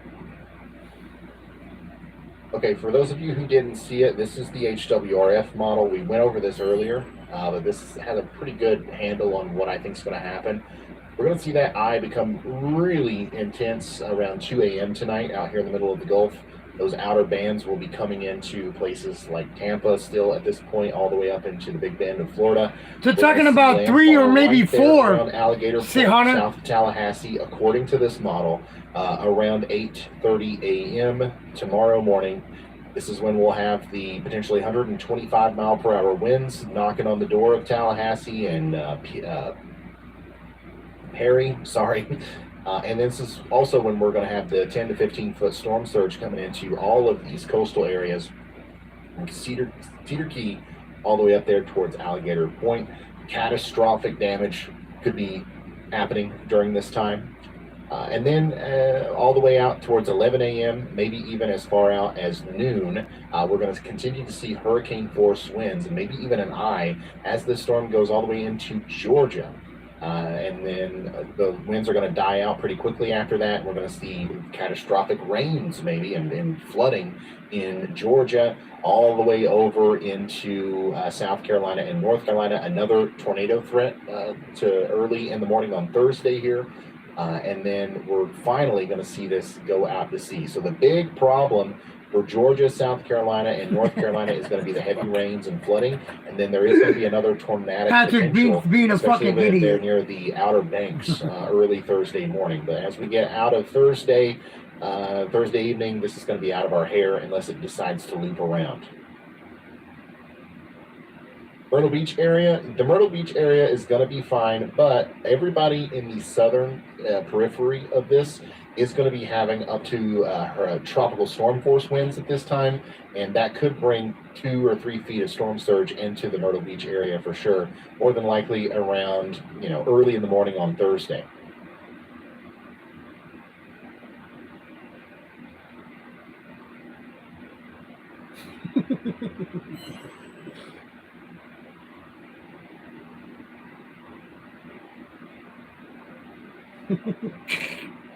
Fucking weirdo. Fucking weirdo, dude. He did that shit the Okay, last time that Odin, he thank was you so in my much for the chat, super man. chat. I hope you stay safe. We're going to do our best to keep you updated. Jill, thanks for becoming a Slight Risk member. Thank you so much, Connor, for being a member for 15 months. He says, I hope everyone stays safe, and it's great to see the Ryan team in Florida. Arnold, live from TED, thanks for the support. Caitlin, my brother's in Old Town. It's near Cross City. Should they be okay? That's going to be a rough spot. I'm just going to be honest with you. I don't know if I would want to be there. However, once again, if it's something where they have to be there, make sure they're prepared and they have some way of communicating with Hey people. Ryan, it's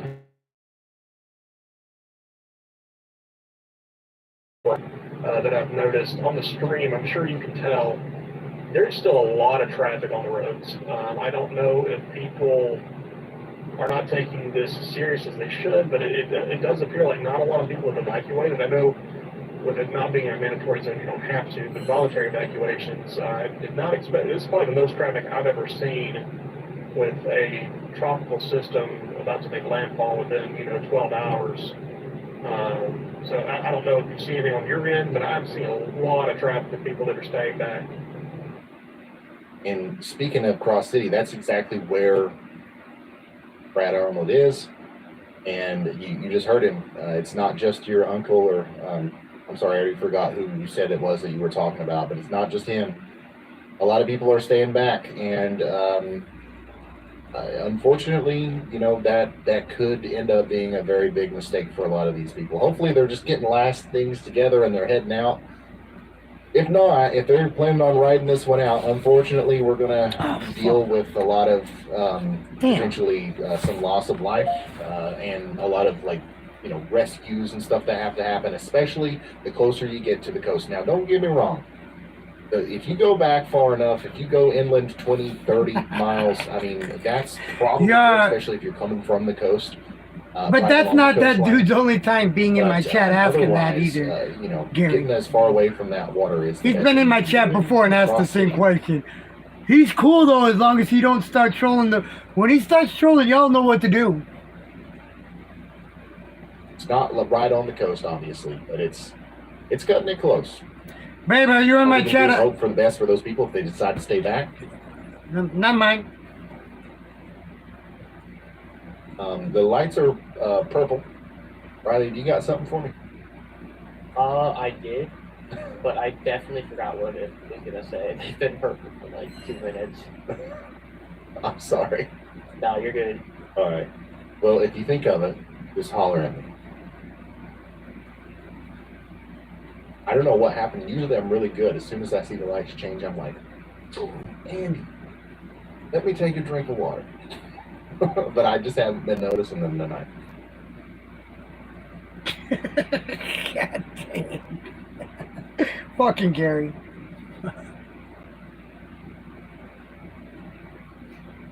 This is for all my Florida people, East Coast people. Yeah, one of the ways to think about it. Oh, Riley, you got something? Yeah, I remembered it now. Okay. I think you'll figure out why I forgot about it after I say it. But there's a severe thunderstorm watch in Montana and Idaho. Oh, really? Yes. That's interesting. We might have to go check on those storms as well as we continue to watch Hurricane Idalia blow up off the coast of Tampa here. Here's a blue and gold play. Yeah, I've got a lot of stuff going on in front of me, guys. You would believe the amount of screens and windows and stuff it takes to make all this happen. Easily distracted. In a good way. Usually I'm distracted by something that needs my attention. Okay, the lights are orange. I believe that means we've got an update from our crew from Y'all Force One, the Y'all Squad there. What's up? Hey, can you hear me? Yes. Okay, great. So fun fact, who would have known that Florida would have already ran out of gas?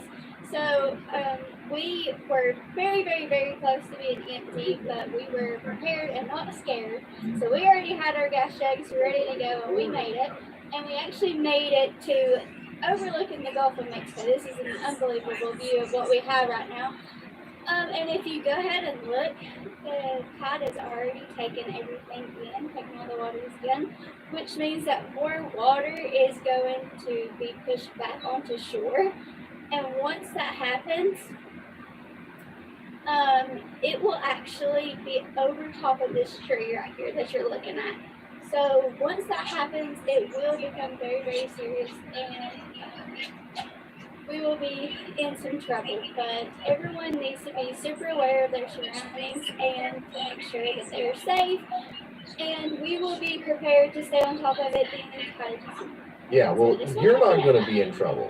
You guys won't be there. When the water, when the water gets that high, you guys are going to be way far away from that tree, hopefully. And just so you guys know, because I know we're getting everything ready for tomorrow, there is a mic that's still on, I believe, in the car, and we can hear the radio or whatever. So just make sure we turn that mic off in the future. But everything looks and sounds great. Where exactly are you? Are you in Cedar Key? No, we are actually, right here is the island of Chambers Island. And we are over the Yankee Bay. I don't remember which one it is. I'm really tired. We've been driving all night. But it is it's muggy here and humid. There's actually lightning that's striking right now, so that might be interesting. And then we have a crowd coming in. Everybody's trying to get in here and see the tide, see the waters. So yeah, we're going to talk to some locals, hopefully get some interviews with some people to share with you guys. So hopefully we'll have some more information for you.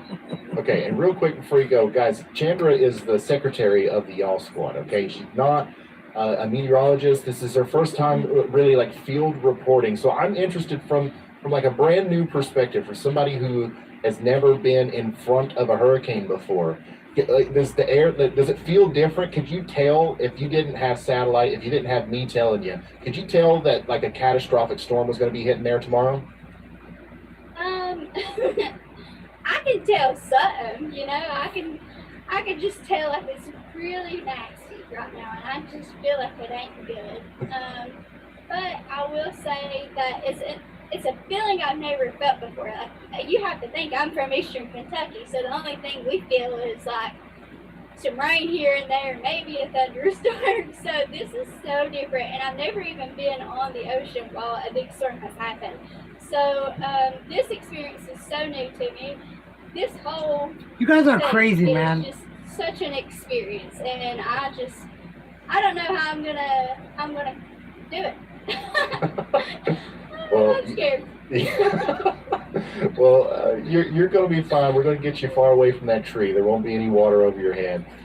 You've got a good team of people around you, and the goal of having Chandra out there, guys, is once again just to have the Y'all Squad headquartered close to where the damage might happen, so we can get there fast. Chandra is a machine on the phones, talking to emergency managers and all these local officials and stuff, and helping us get in the right place at the right time to help people. So everybody say thank you to Chandra for the report. We'll be checking back in with them periodically throughout the night.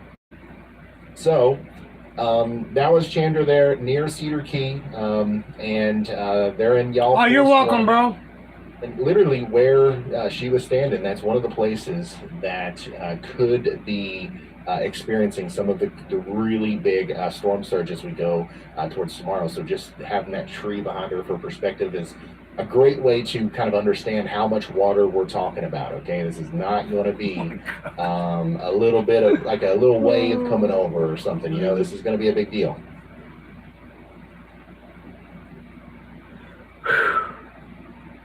You're crazy, Sam. See, yeah, gas issue in Florida. A lot of places are out of gas, so that's something to think about too. If you're just now making the decision to leave, if you can find a gas station near you to fill up, I would take advantage of it, because it's not going to last much longer. As the storm gets closer and as the media talks more about the severity of the storm and people start really understanding what's going on, the whole gas thing is going to get even worse. And it's unfortunate, but it's inevitable.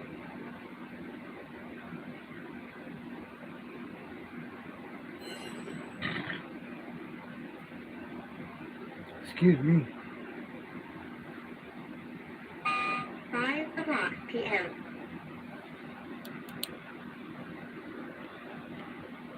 Five o'clock p.m. I got 7 more hours before I gotta be to work. 7 more hours.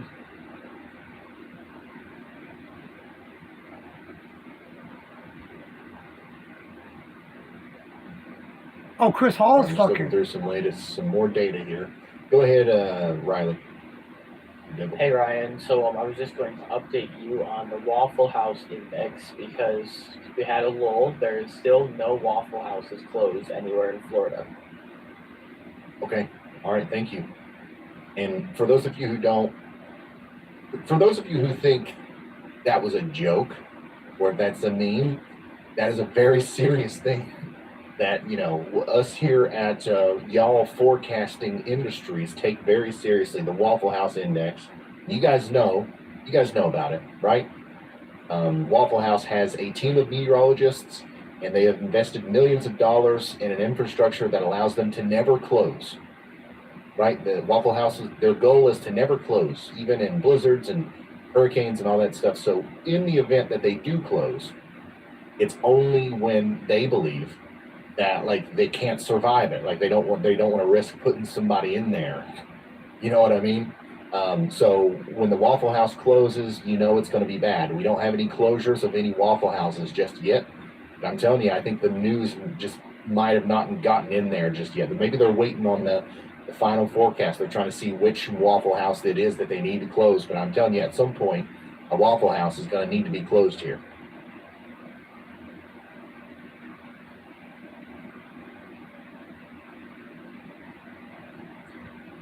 Truck driver here. I've been hearing that everybody is going to head out today. That's possible. I hope not. You really hate to see the big lines of traffic and stuff when the storm's hitting. I mean, we're going to start seeing tropical storm force winds and heavy rain tonight. You know, get out now while the sun's out, or while it's just cloudy. You know what I mean? And now we've got to have a bunch of people, fighting over gas and in the rain. It's not a pretty Fucking situation. got purged for 3 fucking subscribers, Bean. It's okay though. I'm worried about it.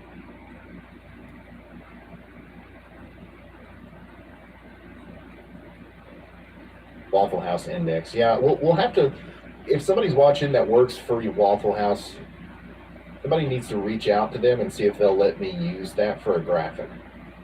We need like the official Waffle House Index.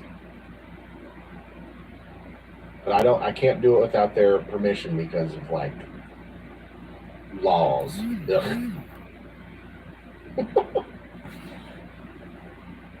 Those annoying things, we're just trying to make informative YouTube content here.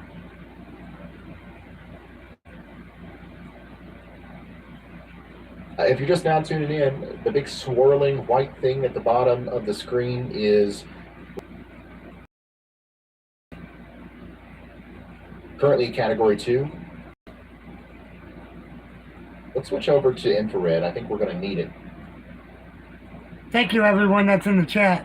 I appreciate it. 3 separate bursts. Sam, going on C. at the Hunter, same String time. Bean, We've got an Gary. eye on the way, boys. Babe, Michael. Okay, what am I going to do? Oh, yeah, I'm going to put the track on here.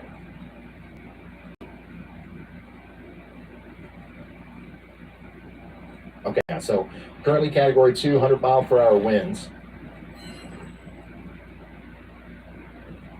972 millibar low pressure. 115 mile per hour winds with 140 mile per hour gusts. Tonight at 2 a.m. We expect that could be closer to 125 mile per hour sustained winds as it makes landfall here somewhere between Cross City and Perry.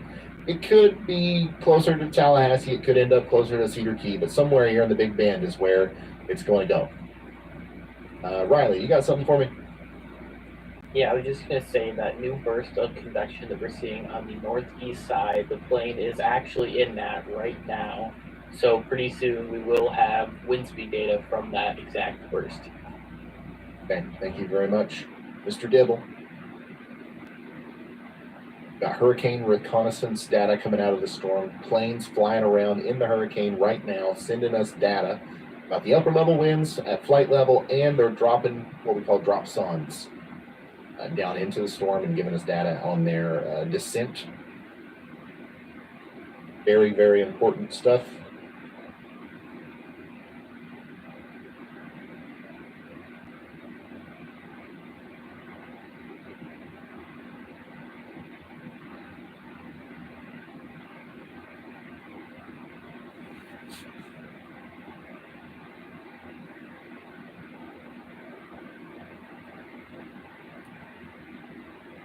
Here's a graphic where the plane is right now. So the plane flew in this way, sampled the center of the storm with that 972 millibar low pressure. This is where we figured out it's Cat 2. Continue to fly, and as you can see, the winds are very strong in this general area. Now it's coming back into the center. It's going to do a butterfly maneuver here. We'll get another reading on the center very soon. But already we've got 50 to 60 knot winds right out here.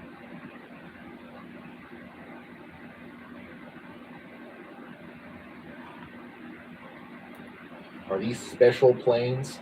Well, these are certainly not your typical plane. Hey Ryan, we just had a millibar of 968 recon. So the millibar has gone from 972 to 968 in a matter of about an hour and a half. Also appears like the eye is clearing out. So rapid intensification, if not already happening right now, is likely very, very shortly. Okay, rapid intensification ongoing. That's very low. That is some, basically the way to think of like the whole millibar thing is hurricanes are essentially just low pressure systems. And we measure the pressure in millibars. And the lower that number, the lower the low pressure. And the lower the low pressure, the worse the hurricane is. In very simple terms. I mean, that's all it is. So whenever you hear that we got a 972 millibar low pressure, and then you hear that we got a 968, it's getting lower, that means it's going to be worse.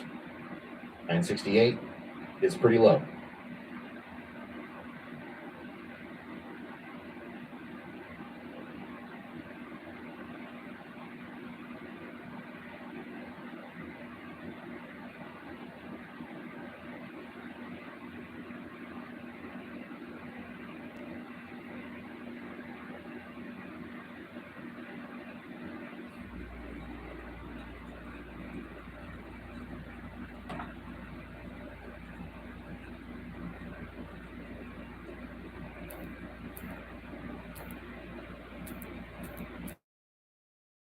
Of the kind of plane. The Air Force and NOAA both have a plane. I think the one that we're tracking right now is Air Force, and I believe this is it. It's less about the plane and more about the pilot, man. The people, guys that go up and fly into these things are the good kind of crazy. You know what I mean? The kind of crazy that wouldn't have a world in the way that we do today if it wasn't for these kinds of people. Super talented, super brave, super good at what they do, super necessary.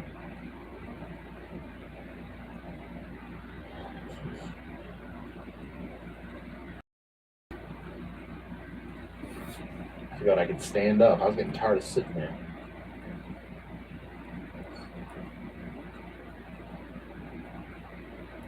WC-130.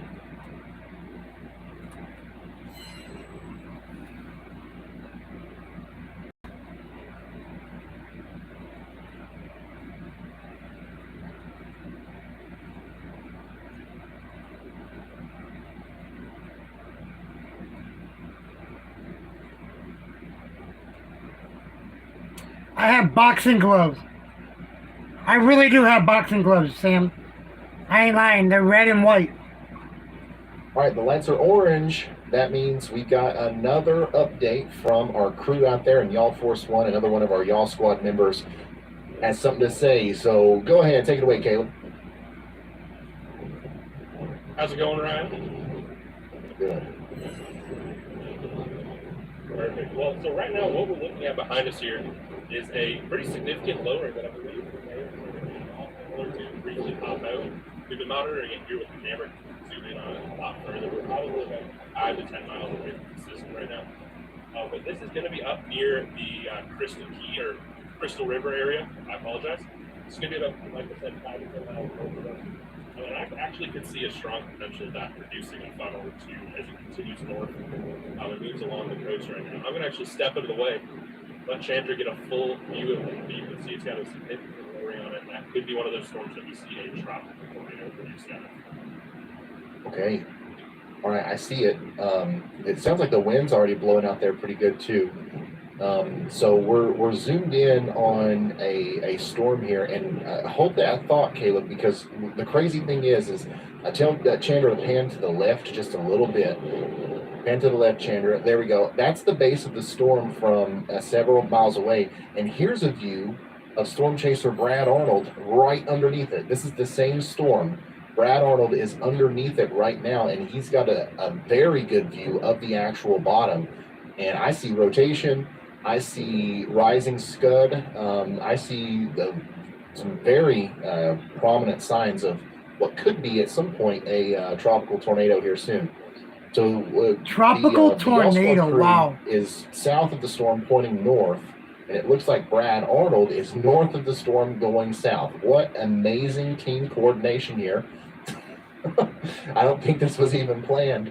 But you can see right there at the top of your screen the very quick rising motion of the moisture into the storm.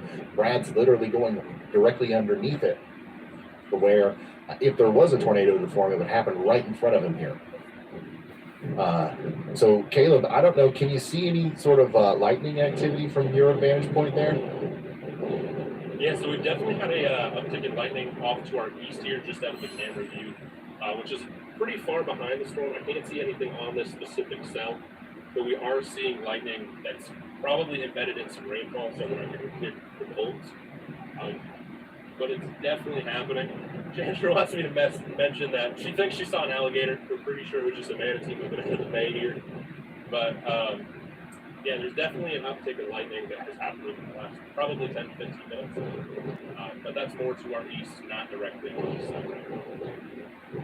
Okay. All right, sounds good. The microphone level is just a tad bit low. I don't know if we have the ability to turn that up or not, but just it's not that big of a deal. Just preparing for tomorrow. We're going to go back to Brad Arnold's feed, and Caleb, just chime in at any time if you have anything else to report on. But we're going to look at Brad, and we're also going to hear from Riley real quick because he's got an update for us. Go ahead, Riley. Hey Ryan, so we actually have 2 planes now. We have NOAA plane and an Air Force plane, and it looks like the NOAA plane just did an eye wall fly through and measured a wind speed of 105 knots. That is close to 125 miles an hour. Wow. Okay, so there you have it. The storm is definitely rapidly intensifying now, just as we thought it would.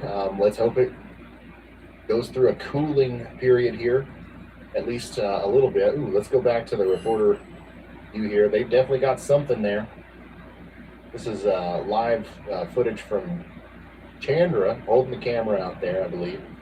Showing this storm really coming together. We got some scuds, some rising motion on the bottom of the storm. Once again, we saw that directly underneath it as well.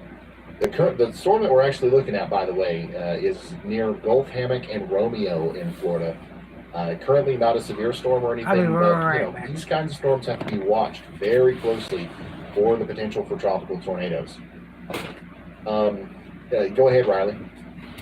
Hey Ryan, so about 45 minutes ago, we had an update of 972 millibars. We just now got a 968 in. So in the last 45 minutes, we've dropped 4 millibars, which means this is strengthening rapidly. Thank you very much, Mr. Dibble. Important information coming in through those hurricane hunters. The aircraft are still in the air right now. Yeah, it's definitely, this is rapid intensification. If you've ever needed an example of it, this is it. Also, we're continuing to watch the very ominous looking storm that's heading up towards Gulf Hammock and Wilston Highlands right now. Let me show you what's going on radar here. So this is the storm. That's where Brad Arnold is right there. This is where Y'all Force 1 is. Okay, so we're looking up this way at it. This is where Brad Arnold is. And this is the rotation. There's not much there, but a lot of the rotation that happens in these tropical systems is so low to the ground that sometimes you really can't see it that well on radar. So yeah, we've got a lot of storms happening out here between Orlando, Ocala, moving up towards Gainesville and Palms Coast.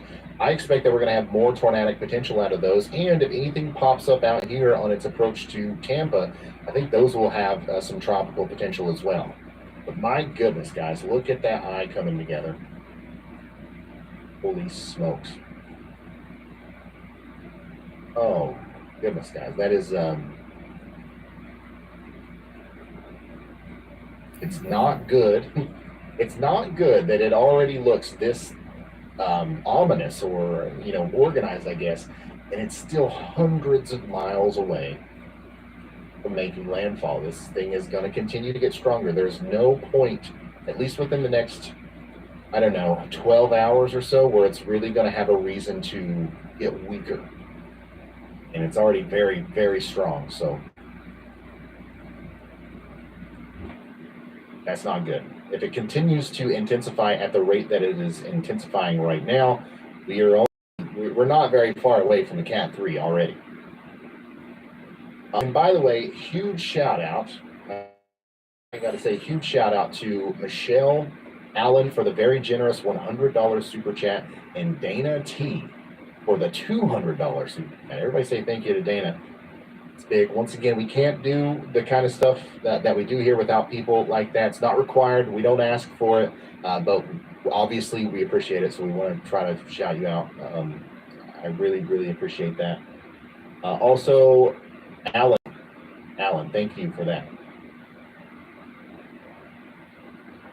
We're here trying to provide awesome coverage on YouTube 100% for free, no commercials or anything like that. So everything that really helps. Really appreciate it. Thank you.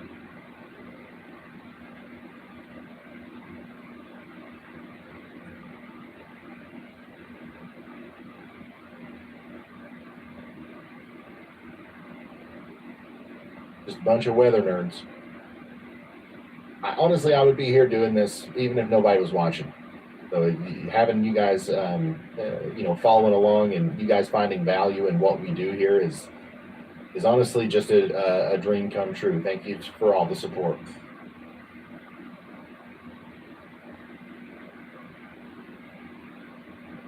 Still watching that storm that Brad's on very closely. Obviously, he is too. It sounds like we've got another update from our reporter out there. This time it's Chandra again. What do you got for us, Chandra? Hi, Ron. The wind is picking up just a little bit. Oh, man. Okay, so the wind is picking up just a little bit, and we have possibly seen quite a few funnels. If you look behind me right here, there might be one actually going on. And unfortunately, we didn't bring our Tempest weather system to measure the wind speed, but we got around all y'all bobblehead. So hopefully this does the job, and hopefully you'll get to see your first tornado touchdown, and you'll get to see your first hurricane. Right. Yeah. Around all y'all if y'all want to go try and see some supercells. That's all I had to say. Okay. Thank you. It was a brilliant idea. Bringing the bobblehead. I can live vicariously through the bobblehead and experience my first tornado right there, thanks to you guys. I appreciate it. And also, I think that if we can get a close up on it at some point and measure the angle of which the head actually bobbles due to the wind resistance, we could probably do some calculations. We got some very smart people on the team. We could probably do some calculations to actually discern the wind speed from that. Might have to do it. We pronounce it Ocala, not Ocala. I hope I'm saying that right. But yeah, that's definitely a very impressive. That is a very impressive, storm behind them there, and we've got a view of kind of like the whole column from Chandra and them. And that right there, that's it. That's the base of kind of the supercellular structure. And if we switch over to our storm chaser view, we've got a view of the underside of it. And look at that. There's a lot of motion there. There really is. So very interesting storm. Something that we're watching here, not tornado warned or even severe thunderstorm warned at this point. But definitely something that we're watching closely. And Brad Arnold is on it. So he's on it. So is our crew, our Y'all Squad crew.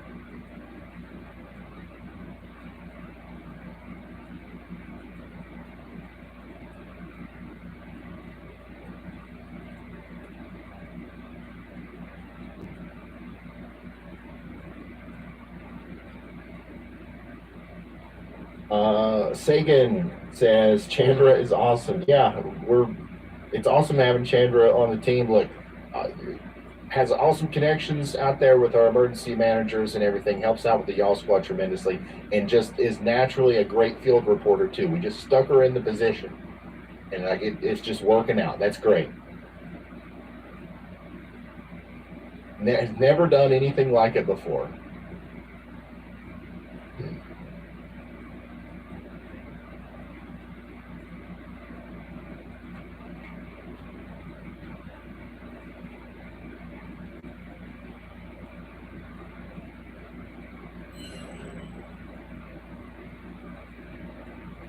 Huge shout out to Andrew M. Gross MD for the extremely Generous $200 super chat. Once again, lived through 17 feet of water during Ian. So thankful for your coverage and help for those about to be affected. Andrew, I appreciate that. I'm sorry you had to go through that. Hey Ryan, Yeah, some it's people may Brad. experience something similar. Visually, this thing has much more rotation on it than what radar is showing. It's far away from the Tampa radar and Tallahassee radar. And obviously a lot of rising scud with it as well. But noticing a lot of rotation in it, especially aloft. So we're going to stick with it right now. In a lot of areas that were suspect with these possible tornadoes, they're typically weak and oftentimes the radar doesn't pick them up. So I'm going to stick with it and see if we can get anything. Yeah, you've got a great view of it, and I don't know if you've been able to tune into the stream any, but Y'all Force One is just, I don't know, about 10 miles to your south. And we've been looking at it from a distance as well, and we've seen quite a few, suspicious looking lowerings come off of it, and we can see the motion even from that distance. So definitely something to watch there, and we've got you pulled up full.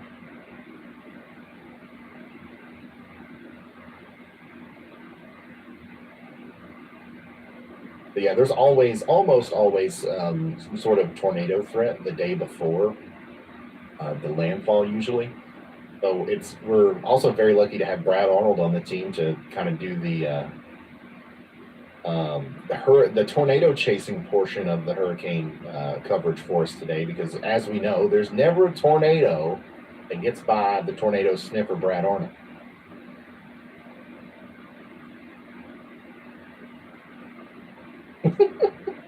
And for those of you who didn't know either, like earlier I started the stream as a 360 stream. Like it's supposed to be 360 VR or whatever. I just hit the wrong button because I don't know. And this is what people opened up and saw. I'm so sorry about that. Just imagine, it's like, oh, Ryan's live. I wonder what's going on with the weather. And then you get jump scared. Sorry about that once again. I'm a little rusty. It's been a while since we've had to do a tornado live stream, so we've been focusing on making the videos and just forgot how to click the live stream button. It's a good thing we did the pre-stream, though, get all the bugs worked out before the main event tomorrow.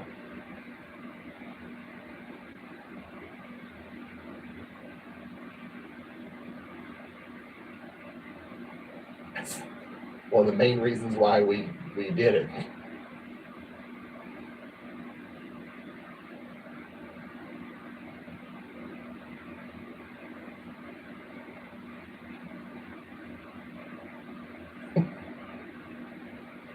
Oh.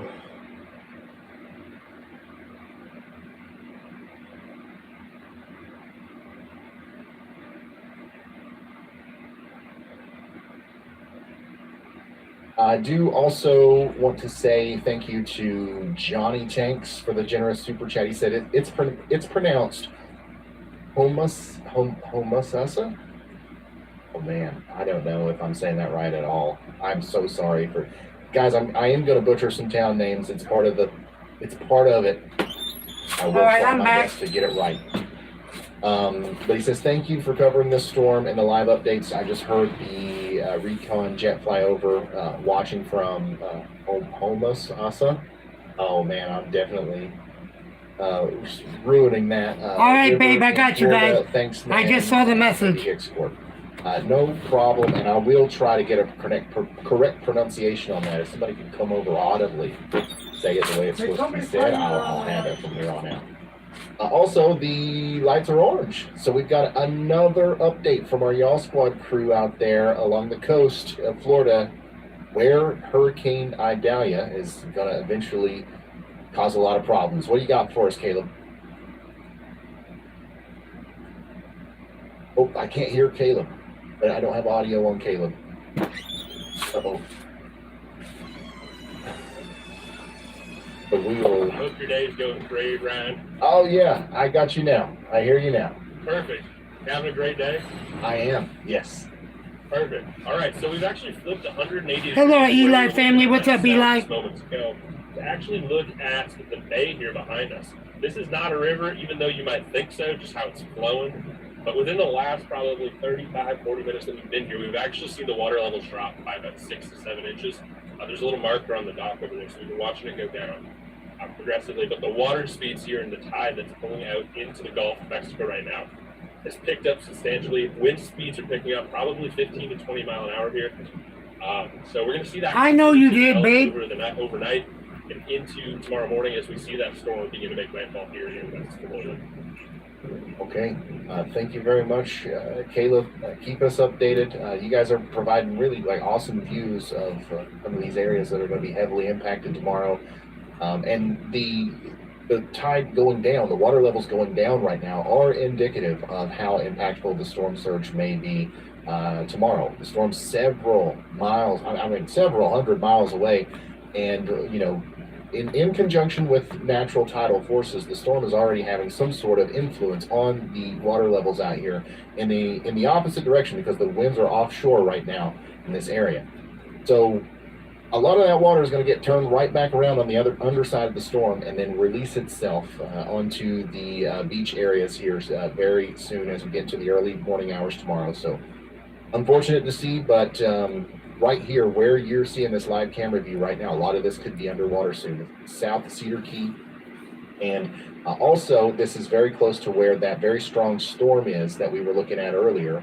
That's coming up towards places like Otter Creek and Bronson, the one that was rotating. So we're going to be checking back in with the Yaw Squad crew periodically. Remember, these guys are there right now to kind of headquarter themselves and establish a base for the Yaw Squad, which is our nonprofit organization that's going to be trying to help out some of these communities after the damage is done.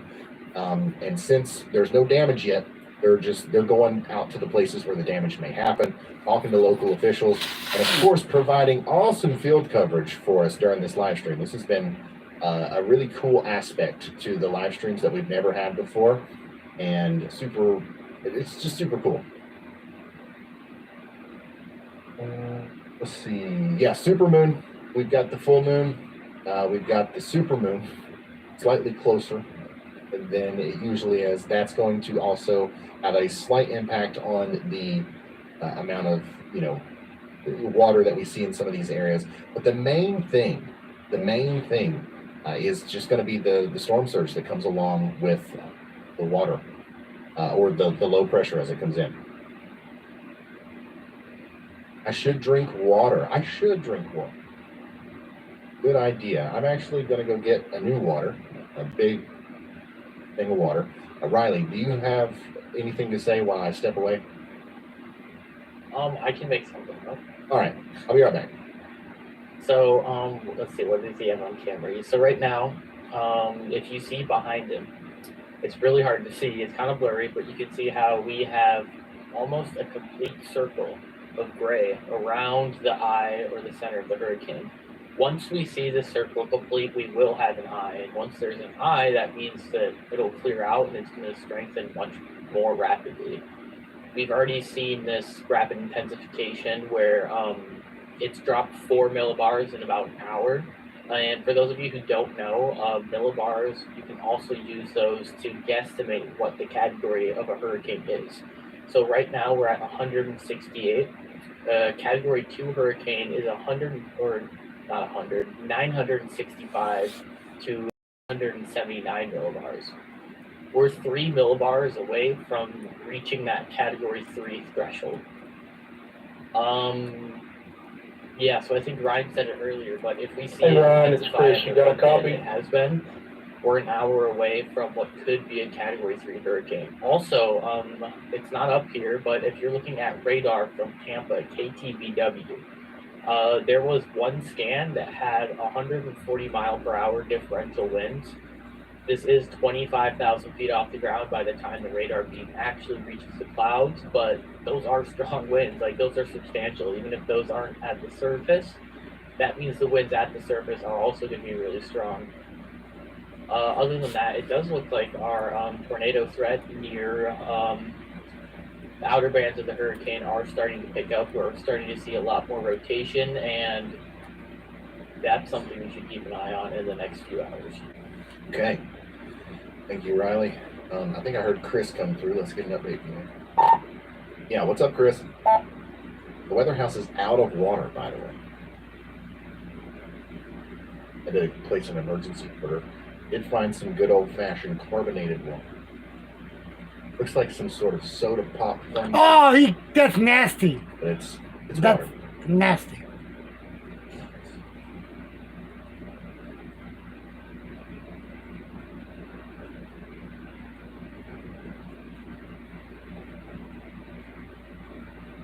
Homosassa. Did I say that right?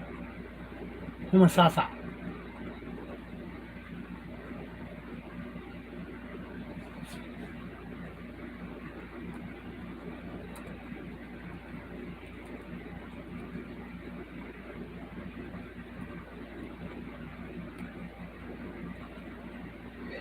I want to give you guys a little bit of help. Thank you, please, in memory of my nephew, Cater, who just passed in a head-on collision. Oh, I'm sorry about that, Regina. Regina, thank you very much for that. I appreciate the support. You did not have to do that.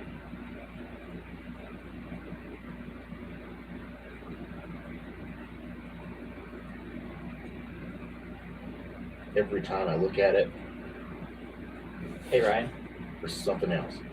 Yeah, what's up?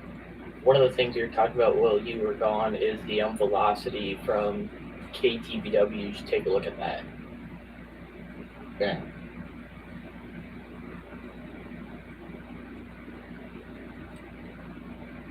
Yeah, so whenever we look at velocity, generally, we look at it to try to discern where tornadoes are, because the velocity shows us wind speed and direction, essentially, relative to the radar. So the radar sight's up here, okay? And the red shows stuff that's going away from the radar. The blues and the green show winds and rain and stuff that's going towards the radar. This is a great way to kind of visualize like a tornadic circulation, like extremely zoomed in, right?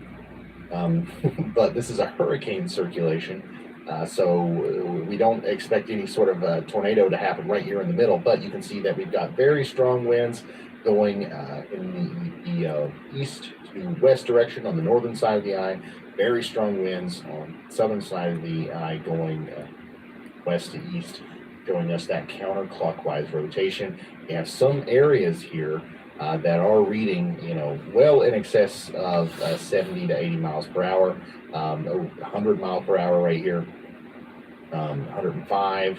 I think I saw even higher than that. So these are winds obviously above the surface, but even at the surface, we're seeing some of those winds at a similar speed.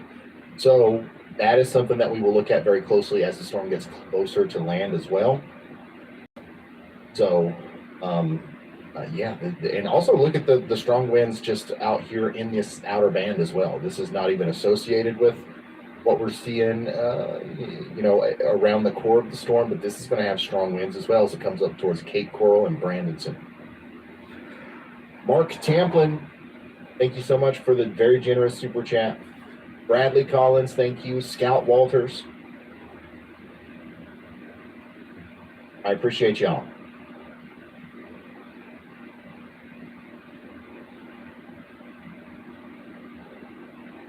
Yeah, the Waffle House Index, it's a real thing, y'all.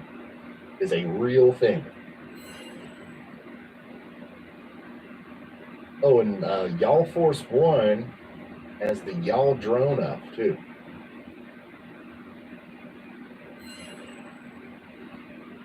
This is a live view of the area around Yankeetown. This is north and west of the Crystal River, one of the places that will be severely impacted by storm surge.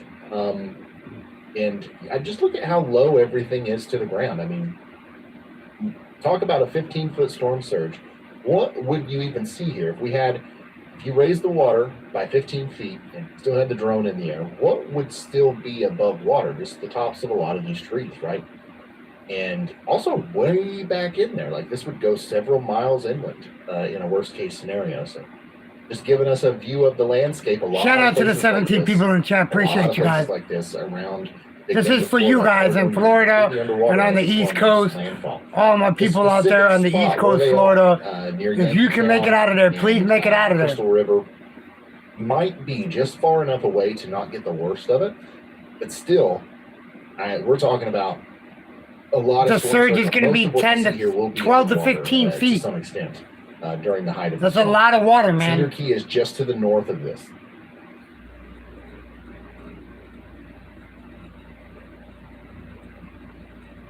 Yeah, there's a live view from the helicopter.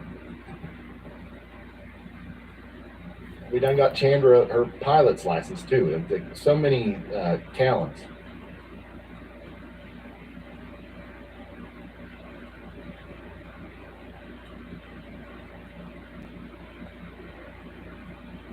Snowbird says my dad lives there in Yankeetown and he is staying. Honestly, probably. I would say that that's a pretty bad idea. I hope it works out for him. But hey, you got to do what you got to do, and I've got to do what I've got to do. Right, my job is to try to get people to take this as seriously as possible. I would let's Florida Propaganda, what's up, bro? Or right on the coast here, and I didn't want to leave. I would at least take like a day trip, like 20 miles to the east. Like go to the zoo or go visit a. Please be safe, bro, Florida Prophet on it. Like just Be safe out there, bro. what it's like. Where are you Before the storm located hits, at before the again? water comes up, just in case. I mean, there's no point in like riding it out at home. I imagine there's a lot of different circumstances. Certainly something I'm not thinking about that would convince somebody to stay. And I'm not sitting here acting like everybody that stays is stupid or something. I'm just come up with some reason to get out of it.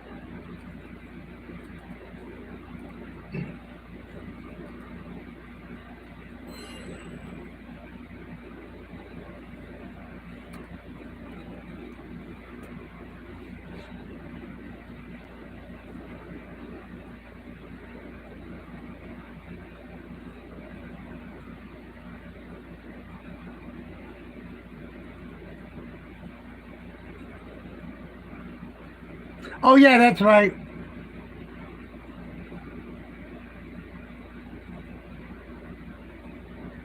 And there's going to be strong winds too. Lots of downed trees, power outages, stuff like that. It ain't going to be a fun time, that's for sure.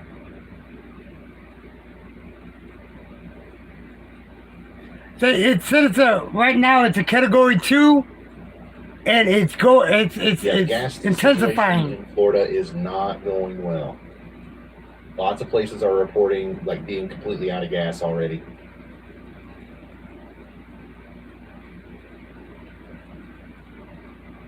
Does it? Ooh, we're starting to really see the eye poke out here. It's starting to intensify. I told you. It's starting to intensify. It's a category 2 right now, Florida. I wonder if we have any daylight left. A little bit. It's trying its best to clear out. Tonight, you're going to go live around 8 Looks like p.m. it's tonight? wobbling a little bit east. Tad bit. It'll probably wobble back west.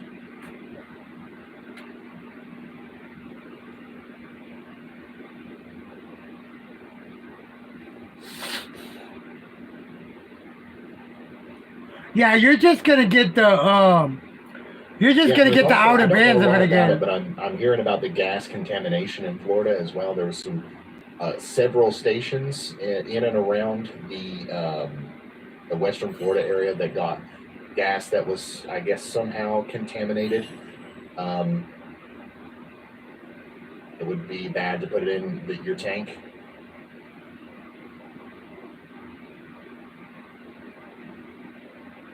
So that adds even more like insult to injury there.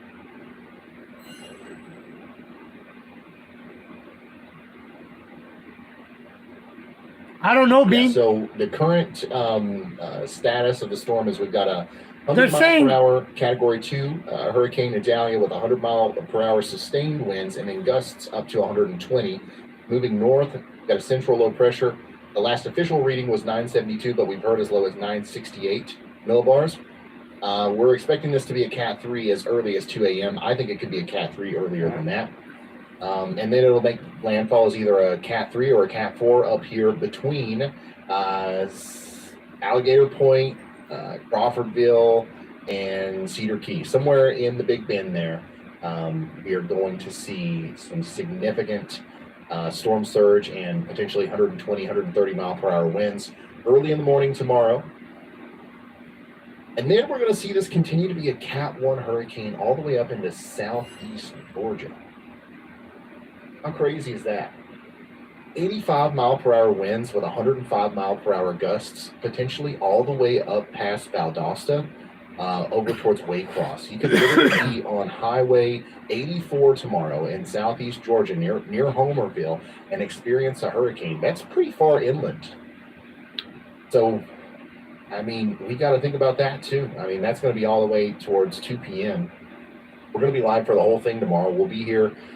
We're going to try to time it to where we come on the air about 3 or 4 hours before landfall. We're here for landfall, and we stay on the air until it's no longer a hurricane, which looks like possibly as late as 4 p.m. at this point. Then we'll take another break, and if we're needed for our folks up here in the Carolinas, we'll come back live for that as well. But right now, it looks like that's mainly going to be a flash flood thing. And yeah, they're saying Florida's out of gas, dude. You got to watch those. They're saying a lot of places. The streams. There's not. They're saying a lot of places in Florida, the gas stations are already out of gas. Are there any gas stations out of gas by you, Florida?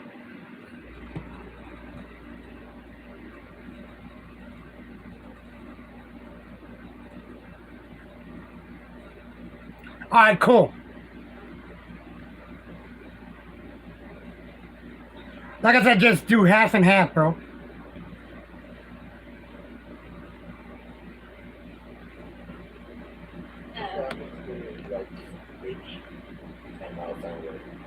He was by all the gas stations that are out of gas. And he is a local here, and he is actually riding out the storm, and we got word from another official that there is probably 100 people staying in Cedar Key. Is that Cedar Key? Cedar Key. I keep on wanting to say Siesta Key. I'm just wanting a vacation already. But the fire department is coming in, and I think we're getting kicked out. But I just wanted you guys to meet Craig. I just can't get nothing right. I'm telling you, I need some sleep. But tell me what you see. Like, tell me what you're experiencing and like what you think's gonna happen. Well, from all the models right now, I waited till about the 5 o'clock hour and then the hurricane. North Sarasota, Put the yeah. mic closer to him, Chandler. And from all accounts, it's going to head to Tallahassee Way, and I think the radius is really going to hit us. We're going to get surges and whatnot, but when it comes to anything destructive, I just don't think it's going to take the headlines. So what did you do to prepare for the storm? Basically, just take out any debris. Get your water and everything stocked up, and that's pretty much it. I mean, Did you get gas? Thank you for that super sticker, Florida Prophet. I appreciate it, bro. Ready, so, yeah. That is great. Well, we hope the best for you, and I thank you so much for interviewing with me. I'm just so glad. Everybody's shy around here. Nobody wants to talk to me. And everybody asks me where my accent's from, and it's from Eastern Kentucky, if you guys are wondering. I'm a little far away from home, so. But thank you, and you guys be safe, and you guys be prepared, for sure. So, we're going to get out of here before I get removed. I'd hate for these first responders to try to take a 4'10", 115-pound lady out. I'll put up a fight if I have to, but I don't want to. All right. I'm just kidding. I won't do that. Sounds good. Thank you, Chandra. You guys do whatever you need to do.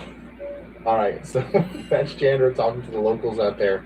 I was trying to get a word in there. I wanted to ask him, and hopefully if we get to talk to another person that's decided to stay back, I wanted to ask, like, what was the reason he stayed back? I think that a lot of people, especially in this part of Florida, near Cedar Key and places like this are probably staying back because of that last minute westward Turn the shift. light off. I wanted, How am I if this supposed to get cone of that? uncertainty, Get if what? the expected Hey, Ryan, you got a rainfall copy? What? was You guys are gonna have right to on fucking top of climb Cedar over Key, there. would these people still be staying behind? I'm interested in that. Now what you need? I still think that What we you have need enough that uncertainty one? here to where, Which one?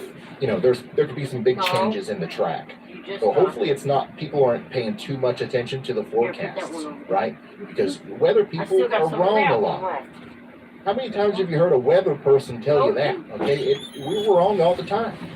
So all we know for sure, and you can use your own two eyes. You don't need to know any calculus, any physics. You don't have to go to meteorology school or anything. Is look, we've got a huge monster storm coming towards Florida. Somebody on the western side of Florida is going to get whacked.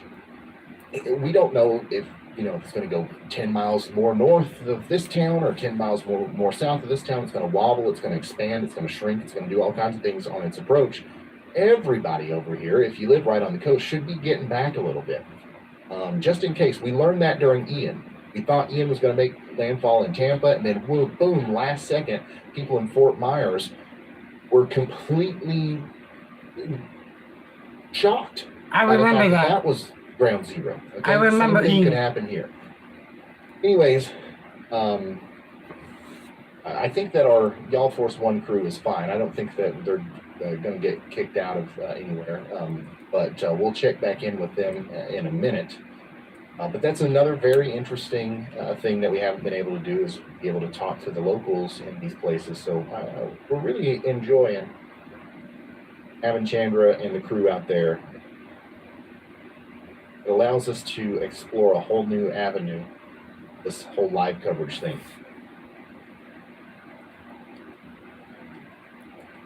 Oh yeah, Chris. Yeah, Chris, I got you. What's up? I wasn't ignoring you.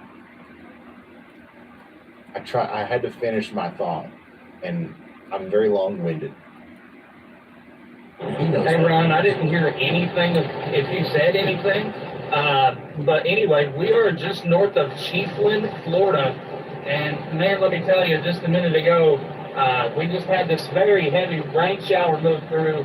And the front side of this storm, man, the clouds are absolutely rolling. I mean, you look at the clouds, and they're literally rolling. It's crazy to see. But this storm, it's already put down hefty rain, probably getting wind gusts of 25 to 30. But yeah, these storms are packing a punch on the leading side of this. Okay, thank you, Chris. Yeah, we're going to pull you up full here, and I can tell you got a very impressive storm in front of you. Be careful. Let's actually pull him up. Look at that. Very impressive lowering right in front of Chris there, with another tropical storm that could kind of put down a tropical tornado. Tropical tornado, damn.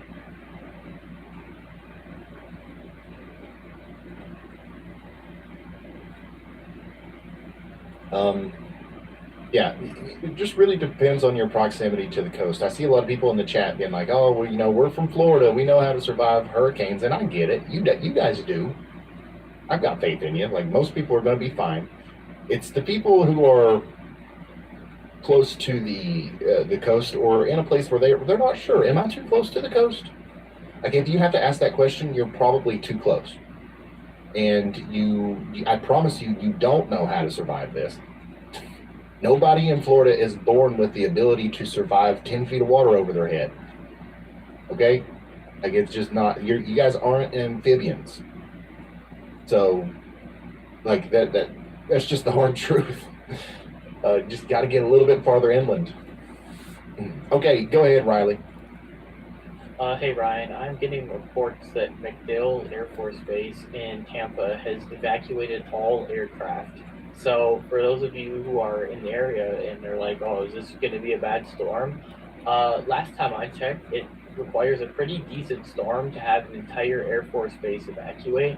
So yes, this storm's probably going to be quite significant. Absolutely. Thank you for that update, Riley.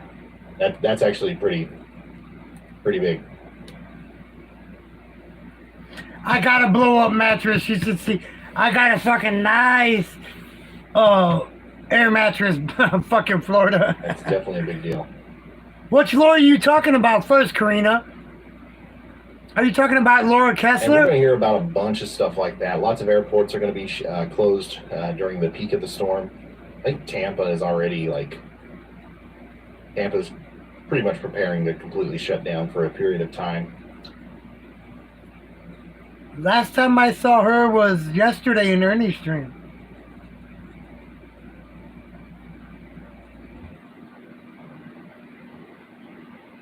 No, it wasn't in her stream. I forgot whose stream it was I seen her in last. Where's Andy Hill? Andy is probably resting up for the main event here. We're just doing some pre-coverage right now. This is not the main event. Once again, we're going to take a quick break here in a couple of hours. We're going to try to sleep a wink, and then we're going to get up bright and early and do this all over again, but like the real deal during landfall tomorrow morning. I think we're going to go live more than likely around probably, I still don't know for sure, probably around 5 a.m. Eastern. So I'll be And late we're just going gonna live. keep going maybe all the way till 5 p.m. I don't know. I'll be late going live with that tomorrow. Just depends on, you know. Florida, are you gonna go live tomorrow or no? If you do, what time are you gonna go live tomorrow? Even the Air Force Excuse is like, me. nah. What time you going live tomorrow? For real. When the Air Force says, yeah, I think I'm gonna go, then maybe you should, you know, if you're too close to the coast.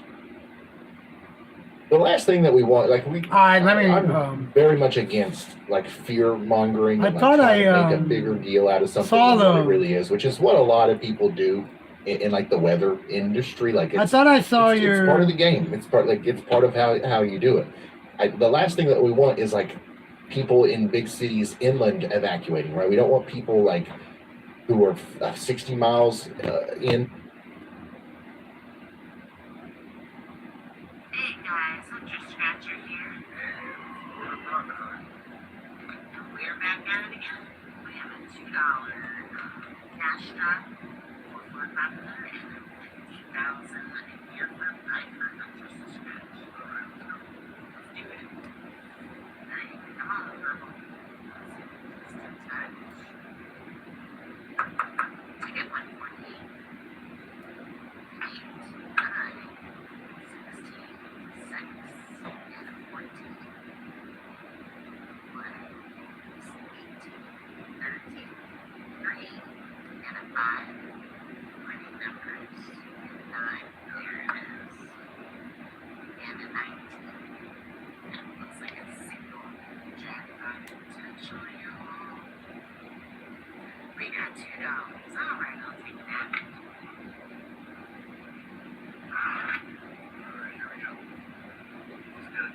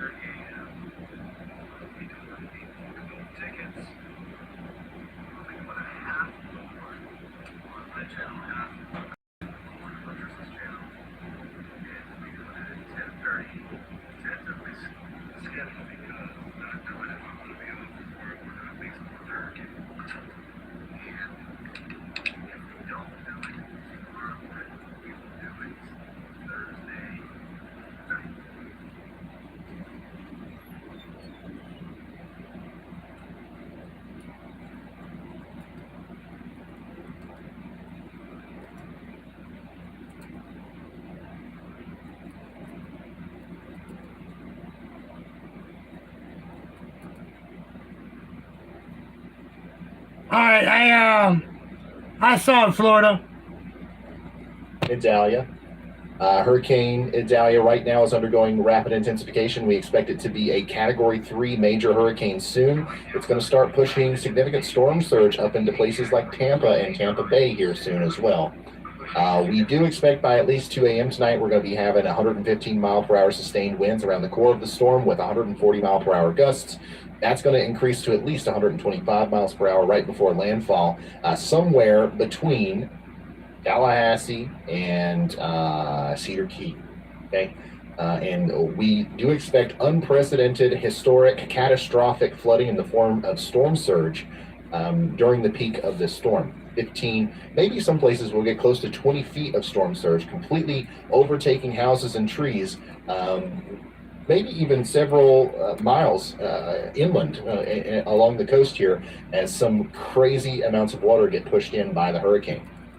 I showed this earlier, but if we look at a map of Florida, this part of Florida specifically is at a huge disadvantage when it comes to hurricanes. And thankfully, it's actually pretty rare for hurricanes to directly hit this part of Florida. Because, I mean, look at Florida, right? A lot of times your hurricanes come in this way, right? They come in this way. Sometimes they'll come up like this and they'll skirt by. You know, sometimes you'll see them go straight across Florida and then up towards Louisiana. You'll see them even, you know, graze the southern tip of Florida. They'll come in like this. Like, they're, you know, hurricanes are no new thing for Florida, obviously. However, whenever you get a storm coming up into the Gulf of Mexico, a lot of times, 9 times out of 10, it's going to get kind of sucked in this way. It's going to go towards Texas. It's going to go straight up. It's going to do something like that. But the past 2 big ones that we've had have done this really weird and rare maneuver where at the last minute they take a turn towards Florida on the western side. Not very common that hurricanes approach Florida from the west. And that's why we had such a devastating situation in southern Florida with Ian, and why we think we're going to have a devastating situation on this part of Florida with Idalia. Okay? And specifically up here in the Big Bend, it's literally, it couldn't be a more advantageous situation for a hurricane to try to flood an area.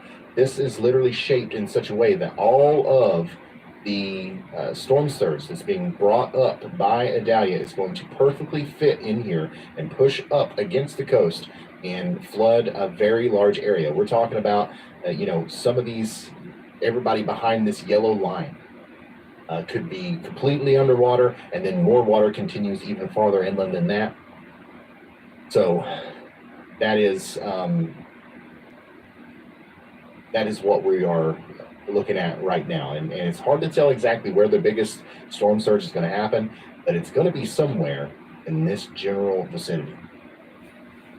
So if I was like in this area at all, I would be evacuating. I would be thinking about it if I was even this far back, and if I had the luxury, if I could just do it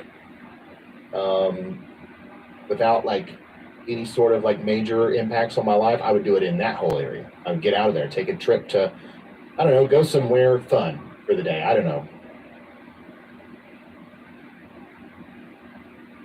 Go ahead, Riley. Hey Ryan, so this is slightly delayed from the Air Force plane, but it looks like around half an hour ago they did confirm another 96 millibar pressure reading. So that is just another confirmation that this is strengthening. However, it does look like the plane is re-entering the core soon, so we should get another update.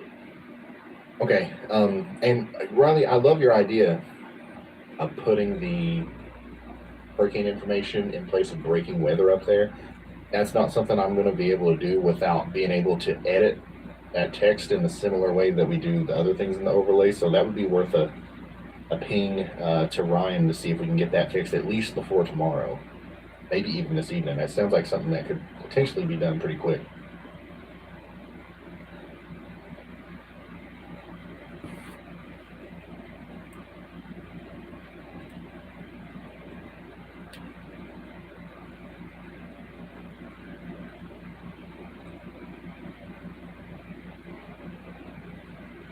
Well, look, I think we're getting ready to have another interview from our reporters here. And it's the fire people that were supposedly about to kick them out. It looks like they just made friends with them, son. Look at this.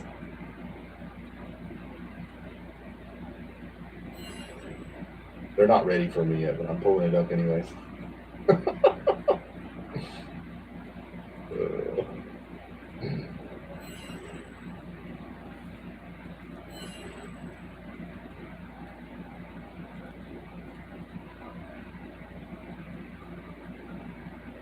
Thank you again for that another 99 cents there, buddy. Appreciate you, bro. Let's get this fucking claimer. I want this claimer for you guys again already.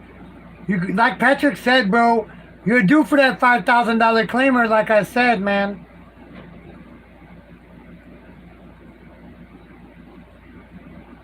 Yeah, I do actually work tonight at midnight. I gotta be in there at midnight.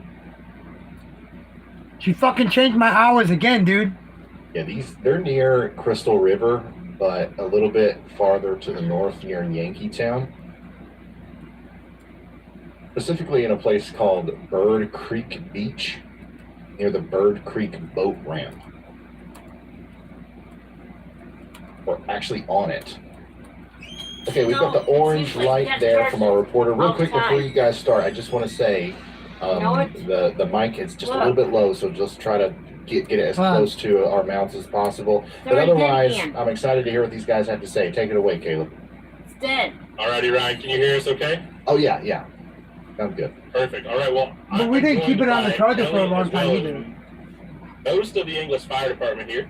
They came down and we thought they were going to kick us out. That wasn't the case. They were just coming to check in, see what's going on, make sure everything was okay down here. But we're going to ask them a couple questions. And really the big one is what are you guys doing with English Fire to prepare for tropical storms and hurricanes kind of like this one? Basically, right now, we're trying to inform everybody in Yankeetown that the possibility of the 15-foot surge, let them know that their houses are not going to be safe when that surge comes in. Also, the possibility of high winds coming through. For out here, although we have a lot of people that are in still homes and mobile homes and things like that, which doesn't hold up very well in these high winds that are coming at us. We also have a lot of elderly out here that is going to need help to get out with all of the warnings that are coming in at this point, informing everybody of the tornado warnings that are going to be coming with all of this. And Hey Ryan, we're gonna head out to Cedar Key. that's basically our biggest one right now. Also, we are letting them know now that we do have MREs and cases of water down at the YMCA, and we have sandbags available for anybody that needs to block their front doors and garages. Awesome.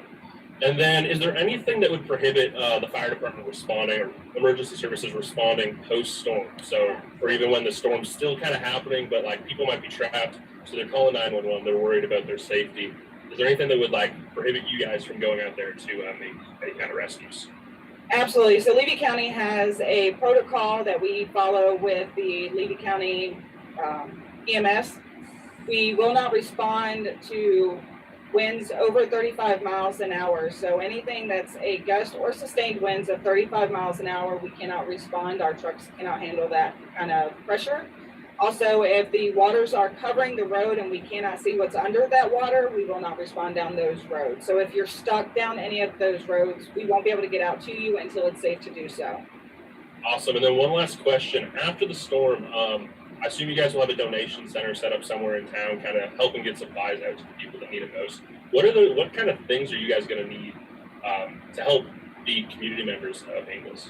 Anything that would be household needs. If somebody loses everything in their house, which can happen, furniture, clothing, anything like that. Toiletries are going to be a big thing for a lot of these people out here. Yeah. I'm not entirely sure right now where the donation site is going to be. More than likely, if you have anything to donate after the storm and you don't have word of that, you can always drop it off at Town Hall or at the Inglis Fire Station, which is located on Highway 40 in Inglis. But anything that you would normally use on a daily basis would be something that would be appreciated. Awesome. Thank you guys so much. We really appreciate it. Stay safe. Absolutely. Thank you.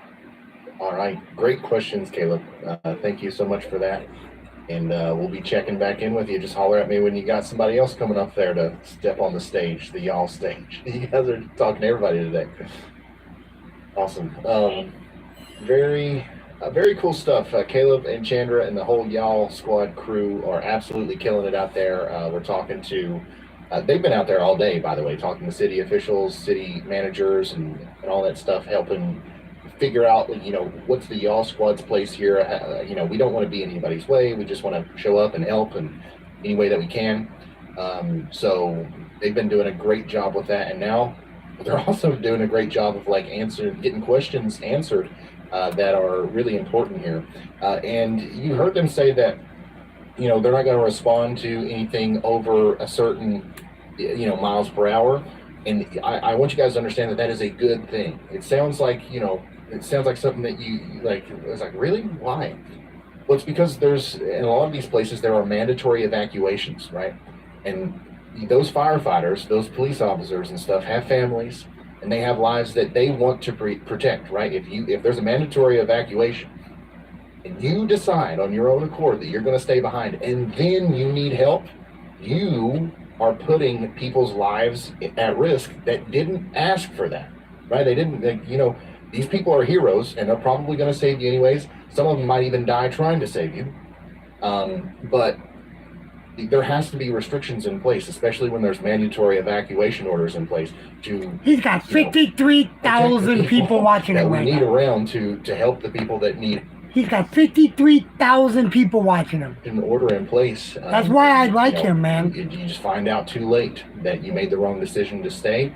It might be a little bit harder to get somebody to respond to your call, which is completely understandable in my opinion.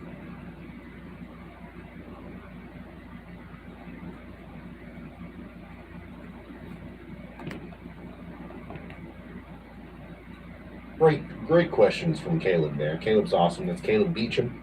Two people that you've seen today on doing the reporter thing are Caleb Beecham and Chandra Thacker. Both official members of the Y'all Squad. We got a field official, Caleb, and our secretary of the Y'all Squad, Chandra. Florida, when are you going to go live tonight? You said around 8 o'clock? So that'd be 7 o'clock my time, right?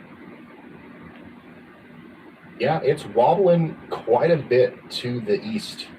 I'm seeing that. I don't know what that's going to mean for the overall trajectory of the storm. It could wobble pretty hard back to the west as well, but right now, this thing is pretty far displaced from. They're talking about 2 in the morning, bro. He was talking about 2 in the fucking morning earlier. Well, I've taken the cone off of the thing because I hate that daggone thing. The cone is dumb. All right, we are no longer worried about the daggone cone. We're looking at the storm where it is, and we're trying to just kind of estimate where it's going. Let's not narrow it down. Let's just say that, oh crap, like the whole western side of Florida here needs to be paying attention to this. And the closer you are to the coast, the more seriously you should take this. I think that's a better approach to hurricane forecasting. Like over the years, the goal has always been, well, let's. I might stay on with him though, Florida. While you're live, I'm gonna keep him live. So let's try to pinpoint the exact area where people. I'm gonna keep him live so people take this hurricane seriously. And I think that's wrong. I think that the way. But I'll be in your stream on my on the laptop. It's going to hit somewhere. Everybody, if you can, get out there. I think that's honestly a better way of doing it. That's a better way of communicating the warning information, in my opinion.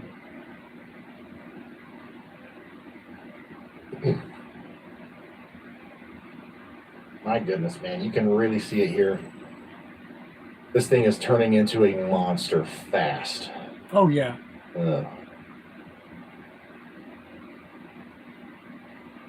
All we can hope for really is that the rapid intensification and the hard east pull somehow slams it into land sooner and keeps it from getting too out of hand. If this stays over water too long, it's going to be a bad situation, guys. It's already going to be a bad situation, but it's only going to get worse.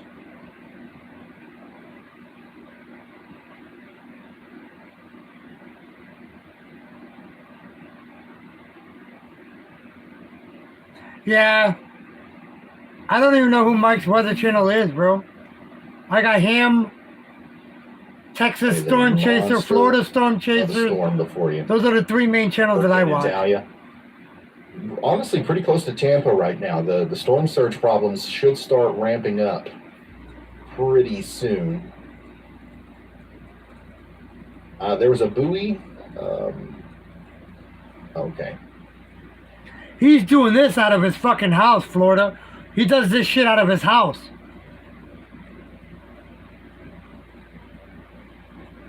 Could this go to a Cat 4? Absolutely, it could.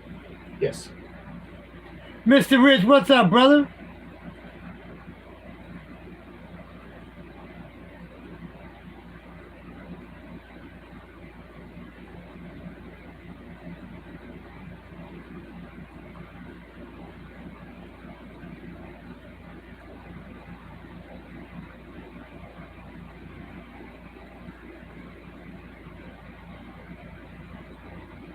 Check high tide for what?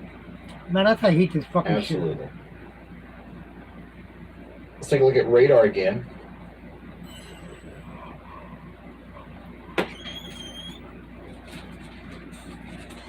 Still looks incredibly impressive on radar as well. shit. Yeah, you're gonna have to climb because I'm not Eye moving. wall Guess what? becoming more It don't work. impressively illuminated I with charged the it, full colors. charged it and everything. And It this does outer not band here light might up. cause several problems. It for doesn't- Cat it's not 9. gonna light I'm up. watching it very Yeah, it closely. don't work. We got an update from Riley. Go ahead, Riley. What do you mean? Hey Ryan, so I was just taking You a look charged at it all the way up tides for when? tomorrow as I well just as did on what my time charger. Hurricane's expected No, to it's not gonna be landfall. like. Let me see your It charger. looks like it's gonna make landfall around 8 and 9 a.m. Unfortunately, high tide tomorrow is 9 a.m. High tide is 9 a.m. tomorrow, Florida. It is a supermoon, so that high Yeah, tide put is it going in to add 3.5 additional feet of No. water to sea level when we see that high tide. Let me see that side. Wow. You're fucking goofy. So that's awesome information from Riley. I didn't even know that the supermoon effect would be that impactful on high tide. So that makes it even worse. Yeah, it does. Yeah. Another thing that we have to Praying for everybody on the East Coast, reason man. that the water might get really high. Whenever we do forecasts and whenever you make a forecast, you do any sort of reporting on weather events or anything like Not that, you always charged. have to think about the failure modes. But it A lot of keeps times going when we're off. forecasting Why? tornadoes and You gotta stuff. That's because you got it in on the Okay, wrong here's all side the on here. ingredients That's in why. place that we have for a tornado, and here's all the ingredients we have in place that could potentially keep that from happening. We call those failure modes, and the same things apply to storm surge and hurricanes. Yeah, but and they're all saying that the stuff. storms. It's saying the There's storm not a storm whole lot surge of is supposed to be failure modes Can't here. even talk. In fact, there's a lot of 12 to 15 enhancing feet, factors. bro. The supermoon, like that's something that you normally don't think about See? whenever you're doing hurricane You have the forecasts, but fucking now wrong that one, it's that's this why. extra little cherry You're on in the top, wrong it's like, fucking oh one. yeah, that's definitely you going to gonna go out happen, now? and that's potentially going to make it worse. So it's stuff like that that we, it's not the point of talking about it isn't to be like, ooh, we got a supermoon and it's going to be like this crazy, wacky thing. No, it's like, hey, seriously, this is something See? that we normally don't have to worry about. I It could don't add know an if this is additional fucking- 2 to 3 feet to high tide, and high tide could occur around the time that peak storm surge starts coming in. Hold on, You put all Florida. those things Babe, together. go give me and that hopefully fucking. that Give me a piece equals of paper and a message that, pencil real quick. resonates with somebody. I got the to be like, pen. oh, Just give me the crap, paper. I should probably go, or I should at least do something. Hold on. Make I gotta some sort fucking of write something preparations down. Hold to on. try to get through this storm. Whereas otherwise, maybe they wouldn't.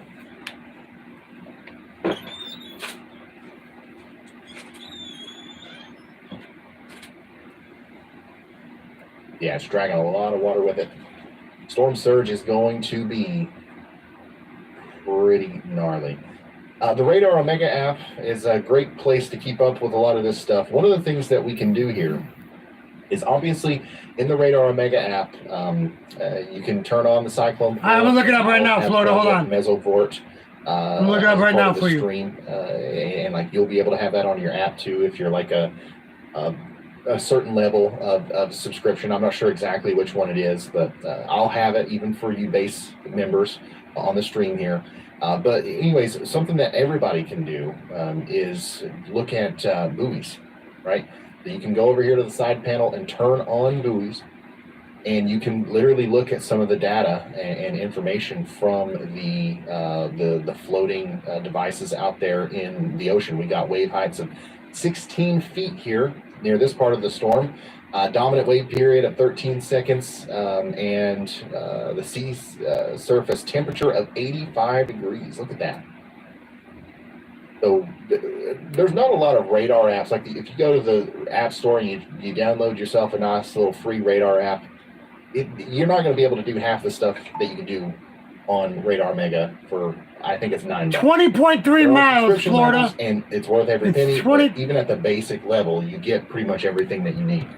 The buoy stuff is awesome. Some of these are offline, but some of these even have cameras on them. So if you see the ones with like the little green thing on it, this is a time lapse of the day out here in the middle of the Gulf of Mexico. Here's the map. There was one out near Hurricane Franklin earlier. That 23 point- of that, which was quite 20.3 amazing. miles. And there are a couple more buoys that this will go past on its approach, and we will be checking in with those as time goes on. On top of the buoys, Radar Omega, which, by the way, if you want it, link in the description. They are a big supporter of us, so I try to shout them out every stream. We've got live HD cameras where we expect some of the highest surge to be. So these are battery powered. We've got cellular. modems She's doing good. here. She just We're got home trying from to work, make sure Mr. we Rich. have these even during the height of the hurricane. And you'll be able to watch them live here, either through my stream or in the Radar Oh, Omega E.G. app Simmons Park. as the Okay, water hold on. comes up. We've got one in Cedar Key. We've got one in Horseshoe Beach, Florida. And this also has pressure sensors. We might even be able to get wind speed off of some of them. We've got one up here near Keaton Beach. Oh, sorry. Fish Creek. Look at this. They're everywhere, guys. Look at that. Like, we're going to have literally more views of this thing than pretty much anybody else. And we're, you know, the goal here is hopefully everybody is evacuating from these areas, right? And one of the reasons why somebody might not want to evacuate is like, oh, well, I don't want to miss it. I've lived here my whole life. I don't want to leave the neighborhood behind. I wouldn't be able to go 50 miles away and then not know what's happening back home. That's what we are here for, okay? The goal with our tornado coverage is like, okay, you can't really evacuate from a tornado most of the time. Like, it's going to come at you and you can't really get out of the way. So it's our job to jump in there and be like, hey, quick, get underground or get in your shelter. With a hurricane, the goal is hopefully to get everybody out of there and then just kind of be the news relay for everybody once the storm hits. It's like, okay, everybody's out of here, but here's what's happening. We've got storm chasers out there. We've got all these storm surge sensors. We've got cameras, drones, you know, whatever it is that we have going on. 3.5 miles, man. So that you can keep up with your interests in the area. And 3.5 miles. There it is, Florida. And go in after the water goes down and help out, help clean up whatever it is that we can. Here's the park. Here's that address. So hopefully we're going to be able to help out in that way tomorrow. It's 3.5 miles. That's how far you are from the bay?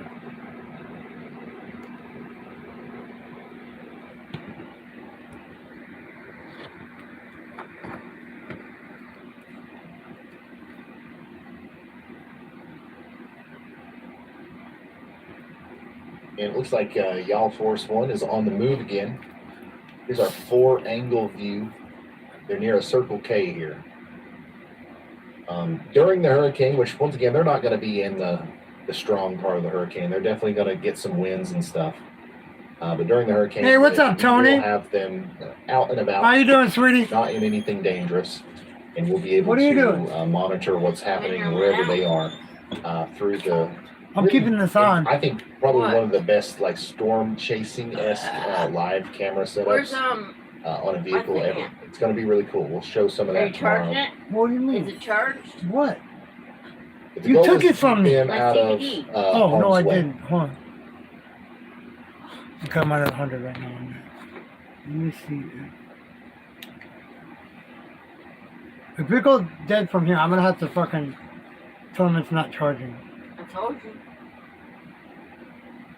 Let's see here. Bacon, thank you so much for the very generous super chat. Says, love from Punta Gorda, Florida. We watched you until we lost power during Ian. I love everything that you and the Chasers do. Keep spreading the word. You're moving mountains. Stay safe, y'all. Thank you so much, Bacon. I appreciate the kind words. A lot of you probably discovered this channel. I'm gonna have to let him know. Ian. Yeah. That was, there was a lot of people that tuned in during that one. That's why we're so adamant about this one. We hope that we can I can have the text him same and amount tell of positive influence Jason. on that as much as Yeah, we let him can know in it's a not situation charging. like this. We hope we can do something similar here as to what we did during Ian. So thank you guys who are returning and putting your trust in us to do the weather coverage for you. I know there's a lot of options. So yeah, thank you so much for all the support. Jay McCoy says, I truly loved watching your channel grow over the past couple of years. You have a great team and great ideas. It's lovely to see people banding together and taking care of one another. People helping people is what it's all about. Jay, you are exactly right, and I appreciate you so much. It's crazy that I've been doing this for, I think, going on 3 years now. The first year, it was like, there wasn't a whole lot going on, but I just love doing it. And now here we are with so many people involved on the team. A lot of people are involved in this, and 1.5 million subscribers on the channel. It's crazy. Super thankful for everybody that supports us, including Frog Dogs and MC Stray Cat. Thank you guys for supporting the channel. Here is what Hurricane Ian looks like on satellite. Let me actually give you a slightly more updated version of that. Let's come over here. So you can see that last big convective burst that we got there is adding a lot of density to the storm, and we can very clearly see that the eye is becoming more rigid. It's becoming more symmetrical. Pretty soon it's going to be completely stacked, and we're going to see the water through it. It's going to be that clear more than likely. Oh, did I say Ian? Sorry. What's up, James? There was conversation about Ian earlier. I got it mixed up. We're talking about Adalia today, obviously. And something else that's notable about this whole system is the whole I name thing. All right, Ian, Adalia, I'll be back, guys. I gotta go do something real quick. Ike, I'm on the live stream. and several other I named storms are some of the most memorable storms of all time. It seems like the I named storms specifically are always the ones that seem to be the worst. And why is that? Well, let's answer that question after we hear from our Y'all Force One crew. What do you got, guys?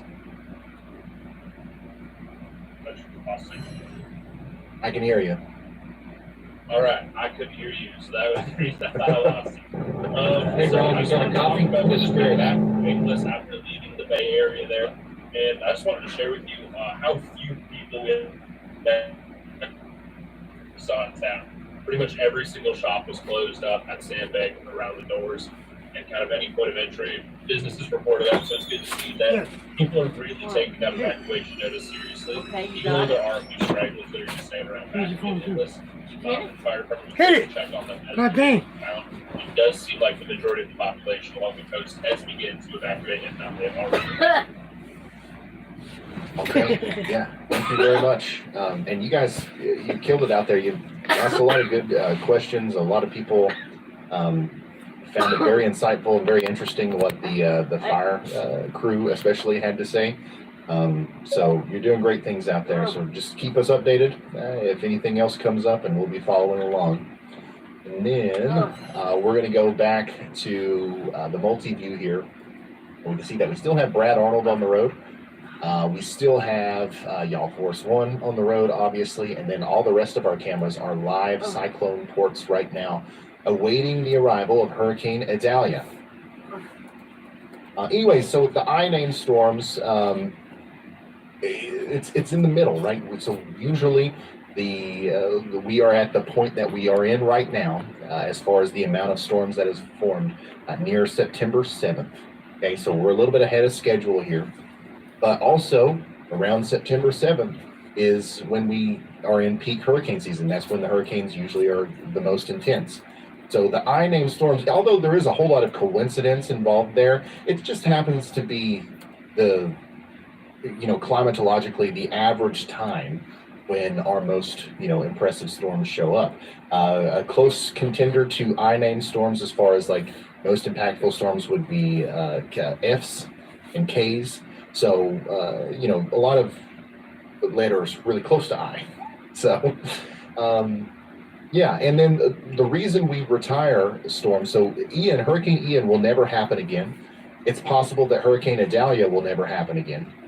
Because we retire those names. Some names, like if there's a hurricane, I don't know, Aiden or something, and it's just a Category 1, it doesn't do anything that's like specifically noteworthy. There could be another Aiden in the future. We recycle the names, but we retire the really intense ones, and the I letter has the most retired names out of any other letter. I think it's like 13 or 14 of the I-named storms have been retired. Wow. Y'all Force One, yeah, that was that just came out of chat. Like you guys named it. I didn't come up with that. I like it. Damn you, Flood Prophet on you, you're making me hungry now.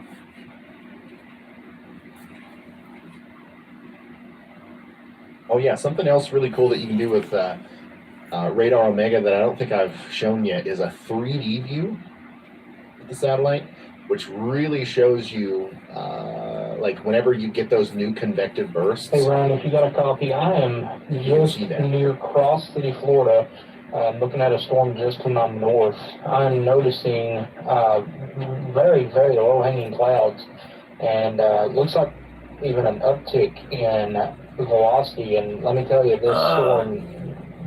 You just made my stomach You just hurt, have to see Florida. it to see what I'm seeing. Very, very low clouds, very dark. So, this may be a storm to watch. We're going to continue to track north with this storm. But, man, let me tell you, these are some tree-hugging storms as they move off to the north. So I'm not ignoring Chris, guys. He always comes in right when somebody else first starts talking, and then it just slips my mind.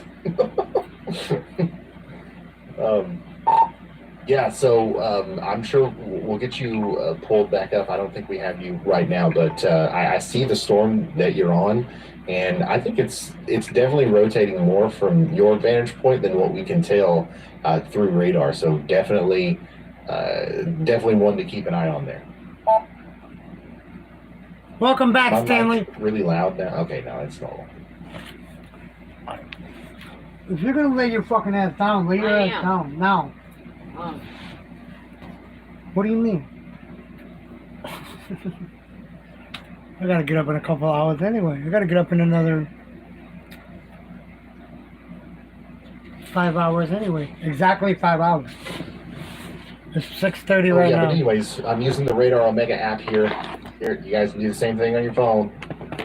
To look at the 3D view of Hurricane Idalia, which this will be even more impressive and useful in the morning whenever we really can see deep down. Thank you again, Florida Prophet. I appreciate you, bro. But you can see what I'm talking about with those new convective bursts. You can see how they're popping up. Barbecue above the rest of the baked storms. pork They're chop really high and cloud. green Not necessarily really high, with but they're corn and cooler damn, and Karina. taller cloud tops. All three of you guys made me fucking hungry right now. Oh, I gotta go there's a get me good something to eat. Oh wow! So this one's probably going to take a direct hit from the storm. You see the little icon right there on your Radar Omega app. You can click it, and this is going to be taking pictures during the height of the storm. I don't know how well it's going to do at night, but we will definitely see the wind speeds and the wave height and all that stuff. Sea surface temperature underneath that one is 88 degrees. Unbelievable. Real. The amount of hurricane fuel this thing's about to have. You be safe, Florida. Appreciate you, bro. Be safe. How early in the morning are you going to go live? I'll be at work whatever time, and then I'm coming home and coming live. Good question. I'm going to make that decision right now.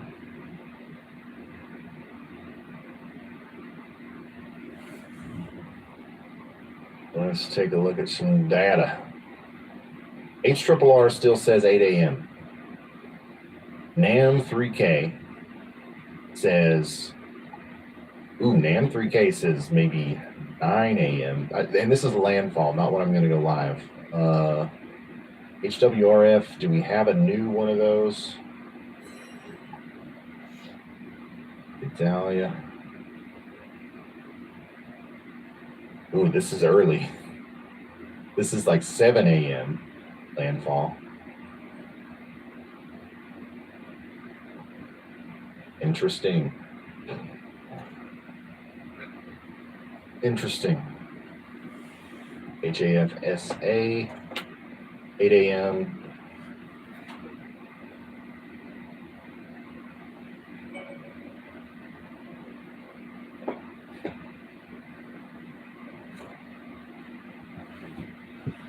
Holy smokes. Holy smokes, the HAFSA really goes nuts with the gusts.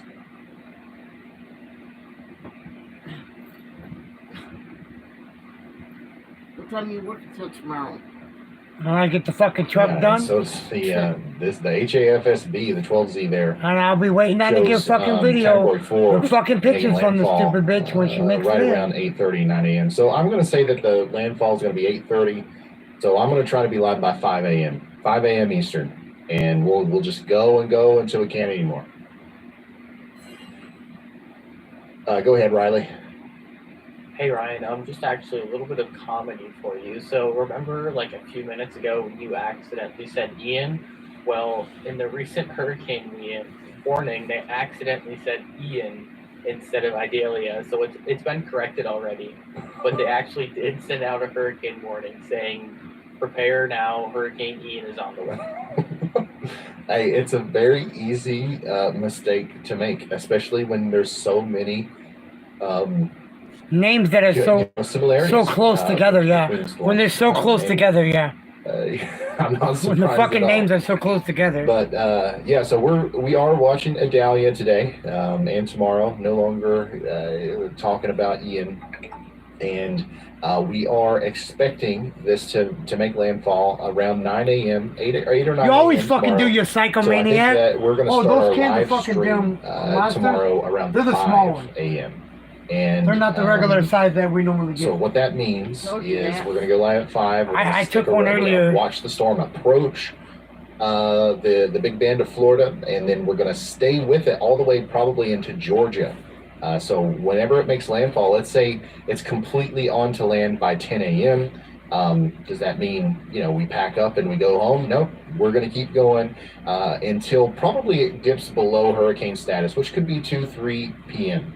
So we'll be with you for probably around 10 hours, if not more, tomorrow, walking you through everything. And of course, since, we can't go like 24/7, and this is going to continue to cause impacts off the Carolina coast as well, we're going to talk about the forecast and the updated trajectory and what's going to happen up there throughout the day as well tomorrow. So we're not going to leave anybody behind, but it is our job to kind of focus on the areas that have potentially the worst impacts coming. 5 a.m. Eastern, that's going to be 5 a.m. Eastern. So it'll be 6 a.m. here. So I'll be 2 hours late going live tomorrow morning. Yeah, so if you subscribe and turn notifications on, you'll get that notification. I don't know how many of you are going to be awake. I'm assuming a lot of you will be. I want to see you make fucking spaghetti on the fucking grill. You can join us. I want to see you do that, bro. Here through the afternoon.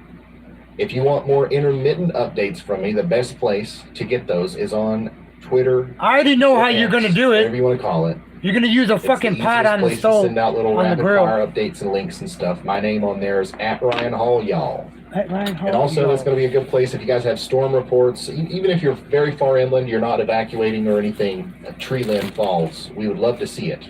And you can send a picture to me on Twitter at Ryan Hall, y'all. It's a big part of the show. I guess it helps us tell the story of what's happening with the weather. And also, a lot of people like to help tag me in things and help me spread the news about what's going on. I'm sure there's going to be lots of news tomorrow. So Twitter's a good place to do that. My name's Ryan Hall, y'all, on all social media as well. Facebook, Instagram, whatever else. I don't even know what half of them are nowadays. We've got a TikTok. All right. And there's 2 million of you guys that follow me over there. So you can do that. And we've got somebody monitoring all the inboxes. So if you don't have Twitter or X and you can only send something through one avenue, then we've got somebody checking Facebook too.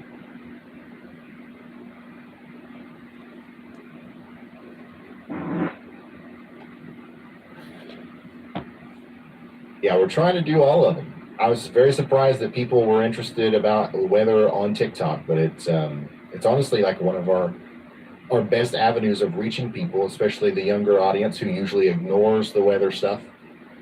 Go ahead, Riley. Hey Ryan, I have some not so good news. In the last 45 minutes, we did experience another 3 millibar pressure drop. This brings us to 965 millibars, which is the barrier, or not the barrier, but that 965, that is like right there next to a Category 3 hurricane. Oh boy. Already at a Category 3. All right, thank you so much, Riley. Once again, no surprise here, right? We knew this was coming. We knew the rapid intensification was coming. But what you hope for in a situation like this is you hope to go to the satellite and you're like, well, I wonder where the rapid intensification is. It's supposed to be happening by now. I got a lot of friends down there, Tony. That's not what's happening. We are very aware of exactly how strong the storm is getting, and it's, once again, it doesn't look like it's going to stop anytime soon. So it's going to cause some big time problems up there around the Big Bend of Florida, and maybe even as far south as around Tampa in terms of storm surge. So we're watching it very closely. We're hoping that everybody's taking this seriously. This will likely cause catastrophic damage in some places. A lot of people's lives are going to completely change forever tomorrow morning as this makes landfall. And we want to take it seriously, and we're going to try our best to, do our due diligence of covering every aspect of it for you, because a lot of you have put your trust in us to make sure that we do that.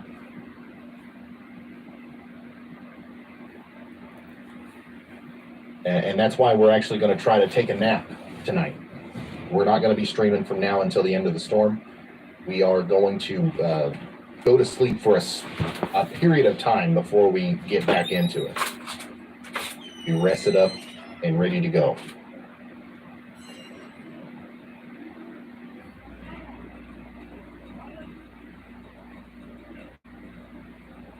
I don't know if we lost the Y'all Force 1 feed or if it needs to be refreshed or what, but it is frozen.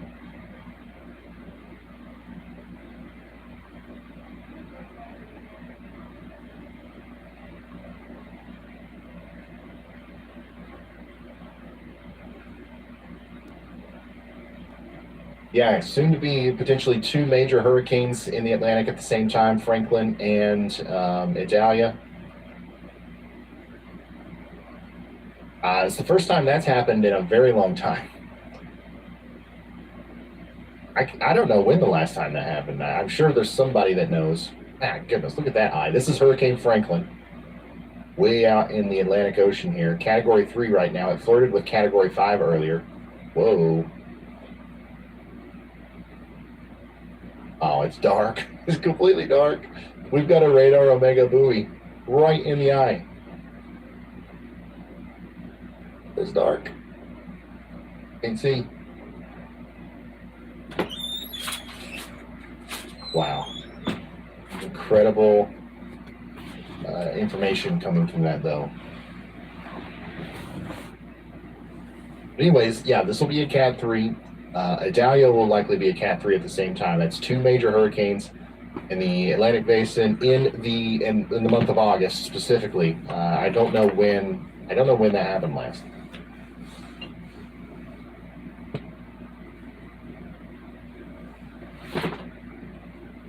What the fuck was that now?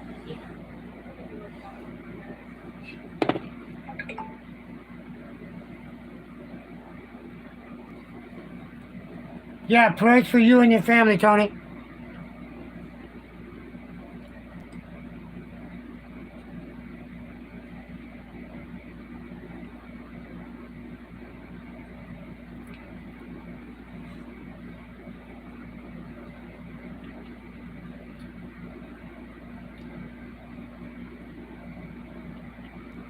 Yeah, let's check the radar real quick. I do want to quickly visit some of these more northerly storms. This is an outer band of Hurricane Idalia that was producing some tornado warnings earlier. Now it's producing severe thunderstorm warnings with damaging winds moving up towards St. Augustine and Green Cove Springs and Keystone Heights. So we've got 47 to 57 mile per hour winds coming into this area as the first outer band of Idalia works into northern Florida. Still not seeing any actual tornadoes, but some of these are rotating quite a bit, so I wouldn't be surprised to see some tornado warnings here soon. Maybe even with this. But yeah, even this far displaced from the center of circulation, we are seeing tremendous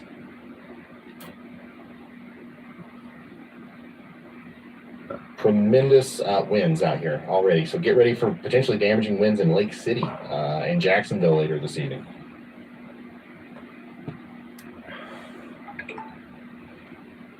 Shout out to the 10 people in chat. Appreciate y'all, man.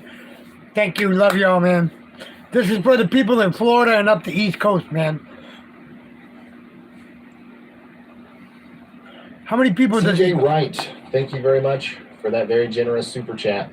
He says, because I have a cousin in Dunedin, Florida, I hope she doesn't need you folks. I hope she doesn't either. And what he's referring to, for anybody that's new here, is our nonprofit organization, the Y'all Squad. We're stationed down there. We're ready to respond if called upon. We hopefully are going to be able to supply a whole lot of Hi, it's not Savvy. Appreciate you, hon. relief, if needed. And you guys have been great with your support. Specifically today through the y'allsquad.org. If I can remember what button I need to push here, I'll show you. Yeah, so specifically today through the y'allsquad.org, we've done $1,600 raised. We expect that to be a lot tomorrow because we're going to talk about it more. And obviously, we're going to make our own contributions and whatever's needed to get that number to whatever it needs to be whenever we do our actual relief stuff after the hurricane. Hopefully, there's not much to do. But if there is, we're going to do what we do best and try to deploy as much of those resources as possible. After Hurricane Ian, you guys, we came together and we were able to scrounge up like, what was it? I don't even remember. It was like $60,000 or $70,000, but the channel was like a third of the size as it is now. I think that if we all came together this time, we would be able to do even more. I'm hoping that we don't need to, but if we do, you'll hear me talk about that more tomorrow. And of course, we've already got, some stashed up from, you guys just supporting on a regular basis. So even if you can't, if you've already supported us, if you've already sent something in, you don't have to again. We are going to be able to make this work however we need to. Tornado threat will likely develop across western Florida this evening.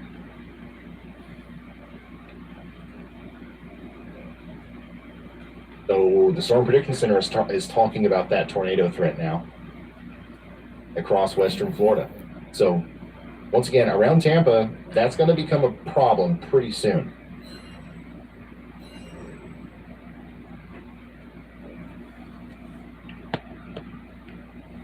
Tornado watch might be coming out. Oh yeah, these little boogers right here are going to rotate like crazy.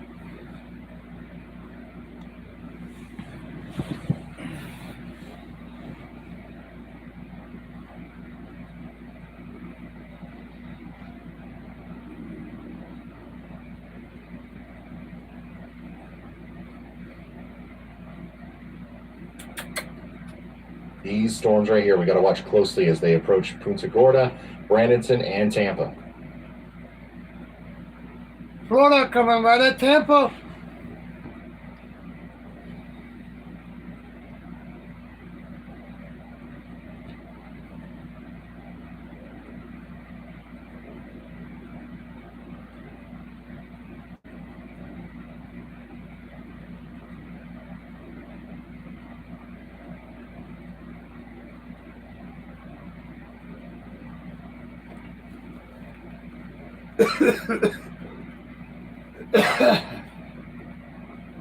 Okay, so actually the number for the All Squad donations thing is actually quite a bit higher than that. Thank but you, it's just frozen Savvy. on my Thank end you, for some Pam. reason. It's broken.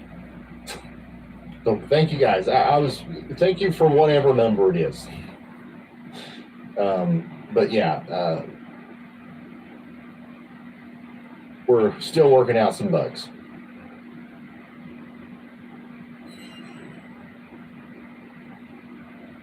How can I spot a tornado at night? Don't. Just heed warnings. And radar. Like radar's a good way, you know. But you definitely don't need to you don't need to be relying on your vision for, you know, deciding whether or not you're going to have a tornado at night. You just got to watch the radar, pay attention to the warnings from your local National Weather Service and all that good stuff.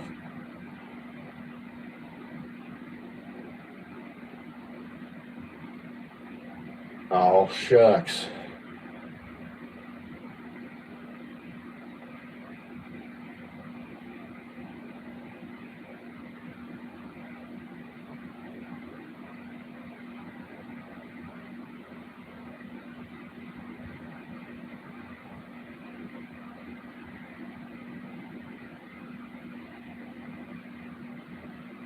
Well, I'm trying to fix our other screen here. Once again, one of the main reasons we do these pre-streams is to fix bugs exactly like the one that we're getting. There it is. There it is. Okay, the bug is fixed. Now let's try to push our button again. Sorry, guys. I know you guys don't care about our bugs, but we've got to fix them. Okay, there we go. That's the correct number, I think. Sweet.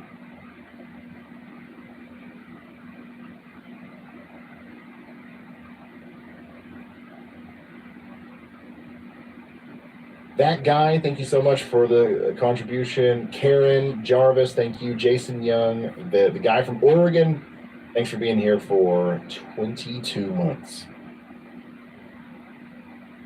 Covered a lot of weather over the past couple of years, that's for sure.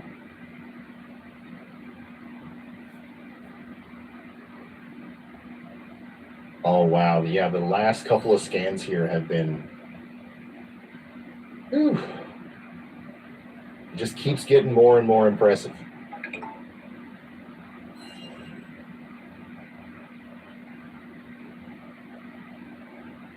Yeah, I'm getting ready. Yeah, so as the sun sets on Category 2 Hurricane Idalia in the eastern Gulf of Mexico, it's still forecast to become a major hurricane overnight before landfall Wednesday morning. Major hurricane is Category 3 or higher. So whenever people like me or anybody else talking about the weather say, you know, major hurricane, you know, it's not just being like, oh, it's going to be major. It's there's actually like a method to the terminology there. If it's a Category 3 or higher, it's officially coined as a major hurricane. So it's embedded in me to always call them major hurricanes if they're a Category 3 or higher. Lindsay M., thank you so much. She says, thanks for the great coverage. With the rapid intensification, what do you think the chances are of it turning early? The chances of it like making a more easterly turn are high, but at this point, even a hard east turn is still probably going to just put it on the eastern side of the cone that we were looking at earlier, right? So that would be worse for Cedar Key, better for Tallahassee. If it doesn't turn more right, it's going to be worse for Tallahassee, better for Cedar Key. Those two areas and everyone in between, that's going to be your hardest hit area, no matter what. I don't think that there's much changing that now. I could be wrong. We could see a hard right turn, and maybe it's even worse for Tampa.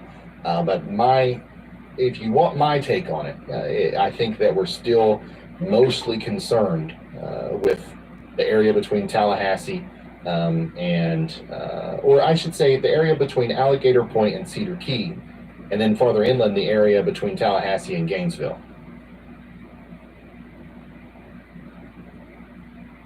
It is turning. I know it's got a huge right turn happening right now, and we're gonna pay attention to that. If it keeps going, I'll change my mind. But I think it's a wobble. I think it'll wobble back a little bit.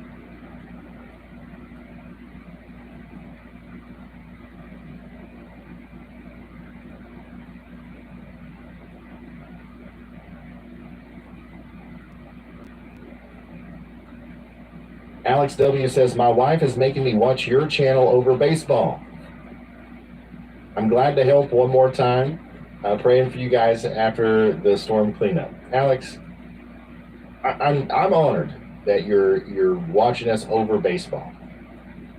Baseball is important. And thank you for the contribution. Tulsa WX Chaser, thanks for becoming a high-risk member.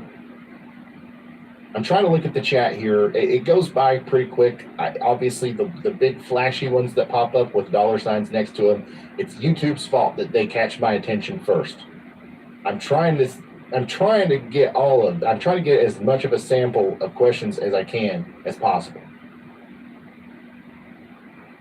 Let's see here. Is it going to speed up when it hits land? Jeffrey, yes. More than likely. It will speed up a little bit as it goes up into Georgia, South Carolina, and North Carolina.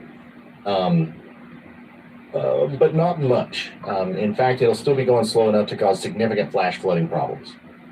Okay, so we've got an orange light here. Reporter Chandra in Y'all Force One has something for us. Go ahead, Chandra. Hey Ron, I just wanted to give you one of our last updates. We just made it to a Dollar General. We're gonna get us some snacks and we're gonna head to our Airbnb and call it a night, I would say, to prepare for tomorrow. I want to remind everyone that if you want to donate, you can donate to thegolfsquad.org, and that just gives us the funds to be able to immediately initiate relief if needed. But we want to be prepared just in case. And we want to be able to be the first boots on the ground to give everyone a sense of relief and to, give back to the communities. And so I just want to remind everyone that. And I just want to say thank you all for having me on the stream. And hopefully my first hurricane experience tomorrow is going to be a good one. So don't forget to tune in. Awesome. Thank you, Chandra, and everybody else in Y'all Force One. Y'all have done great today. Get rested up for tomorrow. It's going to be a long, windy, and wet day. We will talk to y'all later. So everybody say thanks to Chandra and Caleb, our two wonderful impromptu field reporters, and also Kyle and Austin out there in the Y'all Force One, working behind the scenes.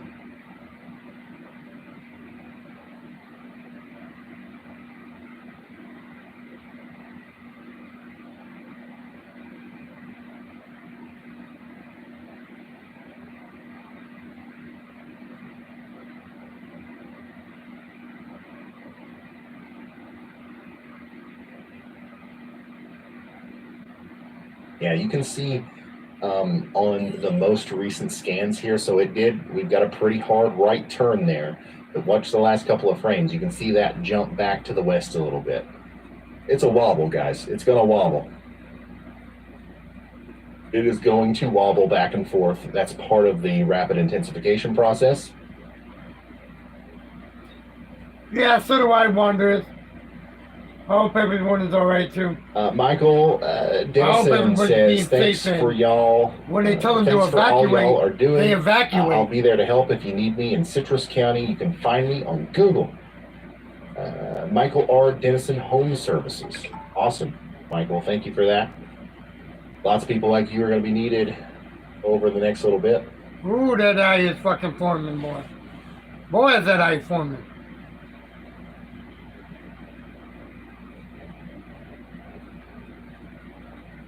It's intensifying bad. It's getting worse. Clyde says, how do you become a storm chaser? These days, all you need is a sticker that says storm chaser, an iPhone, and a YouTube channel. Apparently, I mean, we've seen it work for several people.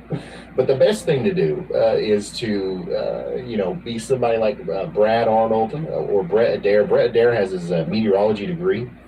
And instead of going and being a TV weatherman or working at the National Weather Service or something, he's a storm chaser. Brad Arnold's got years of experience.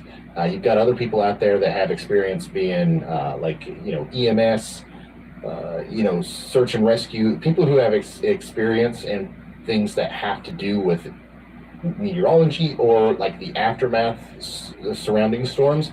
Those people are the best ones to become storm chasers. Because, yes, Roger, what's up, bud? Appreciate the prayers, bro. Out there. They're needing it right now. One of the most useful things about a storm chaser is obviously just the video feed. Just seeing the storm is it's scientifically proven that people take it more seriously. These colors on the map, a lot of people don't care about them, all right? But being able to show the storm through the eyes of a storm chaser, somebody who's in a very dangerous spot where normally people wouldn't be taking videos, is invaluable in terms of public safety. But beyond that, having the ability to help out in other ways and be smart about it and make conscious, correct decisions, that's a big part of being a storm chaser. But there is no licensing, there's no qualifications. Like, you can just be a storm chaser. It doesn't, from what I've heard, okay, I know a lot of storm chasers. You've got to love it, okay? Because, there's not a storm every day.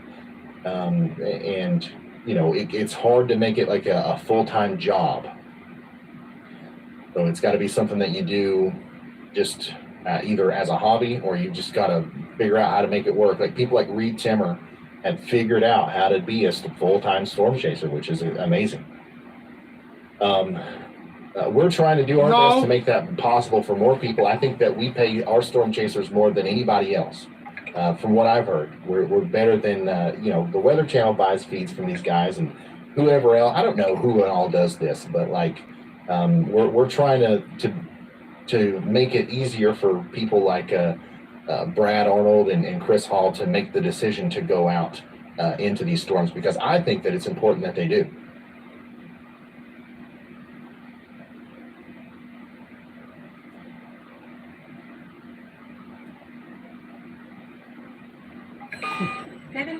PM.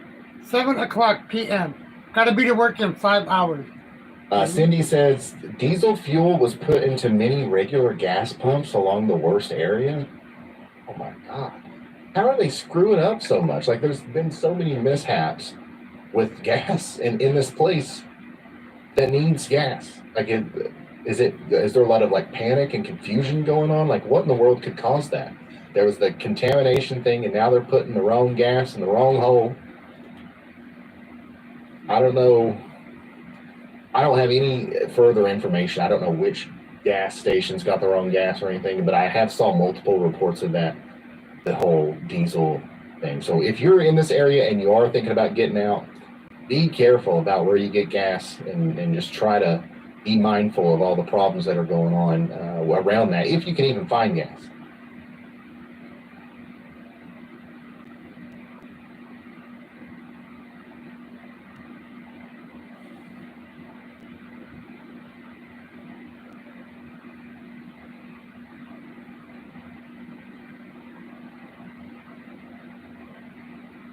Zach, thank you for that. Yeah, that happened I at appreciate it. Sickles, yeah. Hey, Ron, you got a copy? Oh, looky here. I'm going to respond to Chris right on time this time. Yes, sir. Go ahead. Hey, so we're almost in Perry, Florida. I think I'm actually going to stay here for a little bit and watch some of these horses move north. But I just got off the phone with another chaser who was in Cedar Keys as well, and he spoke to a state trooper, and the state trooper advised him that there is at least 30 residents that are not evacuating. So just stress to people that they should evacuate. I know a lot of people here, they like to protect what they have. You know, you can't really force somebody to leave their home. I know it's a sad thing to see, but state trooper said that there's at least 30 residents in Cedar Key that are not leaving. So I know they were expected to get the very high tide. And he also said that the water has receded at least 5 to 8 feet since he has been there. So, whoa, 5 to 8 feet. That's bad. Oh yeah, you heard it there from Chris as well. A lot of people are staying behind in their houses, in places where I believe those houses will be completely submerged, if not swept away by waters, less than 12 hours from now. So that's one of the reasons why we try so hard to go so hard with our messaging. We've had, I think, somewhere close to 20 million views on our videos leading up to this hurricane, and hopefully the message has gotten to a lot of people, and you know, people are getting out of this thing's way. But obviously there's always more that can be done because people are still staying behind, and there's also a million reasons why that could be. We don't want to assume anything. And it's, you know, maybe there's just some really unfortunate situations there, but I just hope that nobody's staying behind just because they think that they're going to be all right. You know, I bet, because that would be a big time failure on the communication aspect of the, you know, the warning of this storm. So the light's purple. So let's hear from Riley. Go ahead. Hey Ryan, just another update from the hurricane hunters. They are noting about 20 minutes ago that the eye wall was still open to the southwest. So what that's indicating is, as you see on radar, we don't have a complete eye wall yet. There's still that lighter red color where the eye wall hasn't completely finished. But once we see the eye wall lock up and finish and it's closed, it's going to strengthen even faster than it is now. Okay. Thank you very much, Riley. It's going to strengthen even faster than it is now. And the crazy thing is it's strengthening pretty fast now. So the rapid intensification is expected to become even more rapid and intense. Winds have increased to 105 miles per hour in Hurricane Idalia. We expect to be covering this tomorrow morning, as it is going to be a Category 3 or 4 Yes, storm Hunter, it really is, bro. near Appalachia It really Bay. is a fucking, for you guys, it's Somewhere near Appalachia Bay. And this is a good learning experience for people. As a true Appalachian, okay, my family has been in, you can hear it in my voice, my family's been in Appalachia since the 1700s, okay? And I hereby declare that the correct way to say Appalachia is Appalachia. Think of a, I'm throwing an apple at you, right? Not Appalachia. And the way to prove that is, how do you say the name of this town? Is it Apalachicola? No, the Apalachicola. All right. So, yeah. Maybe I'm just upset because you guys are always correcting me when I say town names wrong or things wrong. But I hear a lot of people say Appalachian Mountains, and I don't think there's any rules around it. I don't think that, like, you can be wrong, but I'm gonna think you're wrong if you say Appalachian.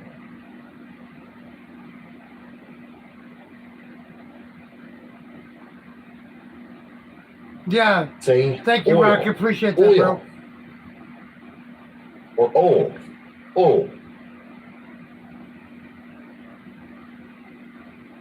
I can do it either way.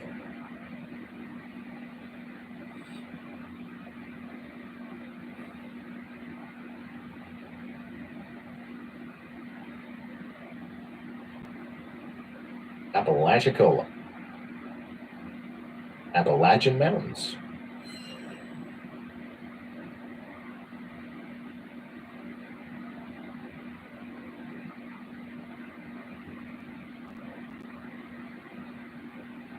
The light is purple. What do you got, Riley? Hey Ryan, we just got a new outlook or advisory from the National Hurricane Center. We are at 105 mile per hour sustained winds. That is still a Category 2 hurricane, but it's really, really close to a Category 3. They did say that it should become a major storm by the next outlook, which is 11 p.m. Eastern. And they also noted that this may make landfall as a low-end Category 4. I personally still think we could even see higher than that. And the National Hurricane Center does tend to be slightly... Oh, yeah, good idea, Stanley. Yeah, so this is for sure. It's pretty concerning what we're starting to see.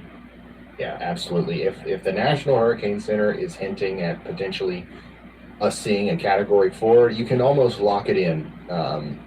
That's a very real possibility because just like Riley said, the National Weather Service, National Hurricane Center, rightfully so, are usually very conservative in their forecast. They don't want to get over excited, cause panic, or go off of data that could change, and then the forecast change, and if they get it wrong, people may not take them seriously next time. So.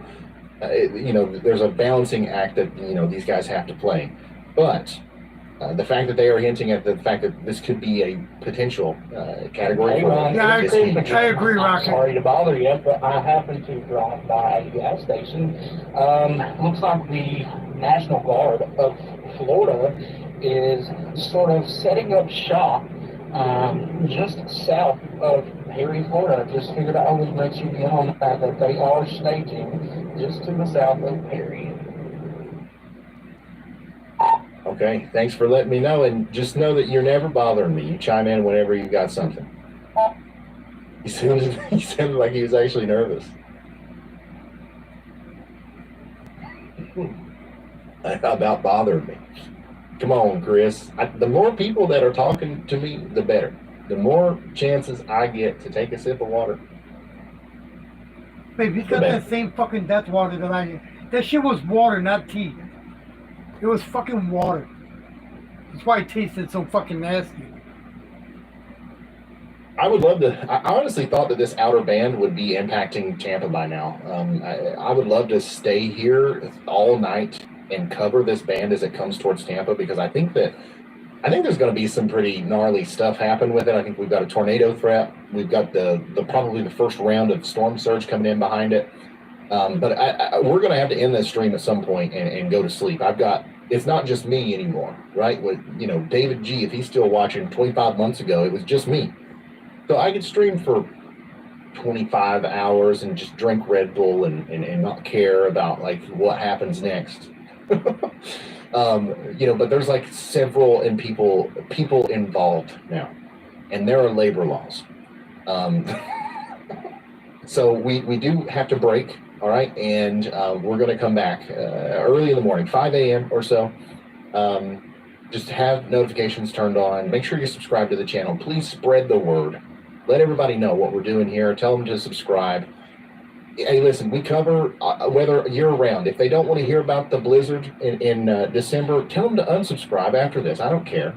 We just want to make sure that we get all of the information out, okay? We want to make sure that we reach as many people as possible tomorrow so that we can relay the news, and if needed, we can fundraise. YouTube's a powerful thing, son. If we're at the top of YouTube tomorrow and the people need it, we have the real potential of raising $500,000, $1 million for the victims of these storms, and we cannot do that without the massive reach that you guys allow me to have through sharing me on social media. So that's what we are going to try to do tomorrow. Hopefully we don't need it, but just in case, we're going to be here. All right. I am going to call it a night. So we should stick for one more pressure update. Okay, that sounds good to me. We are going to stick around for one more pressure update here, and then we are going to call it a night. Make sure you follow me on Twitter at Ryan Hall, y'all, because I'm still going to be. I'm probably still going to be monitoring a lot of this stuff throughout the night. I am going to try to get some rest, but I'll be making tweets every once in a while, and then we'll be back early in the morning. So we're going to stick around for one more pressure update, and then we're going to call it a night. Andy, yeah. I still don't know exactly what's going on with Andy. I'm assuming he's going to be joining us tomorrow. I imagine he's resting up for that right now.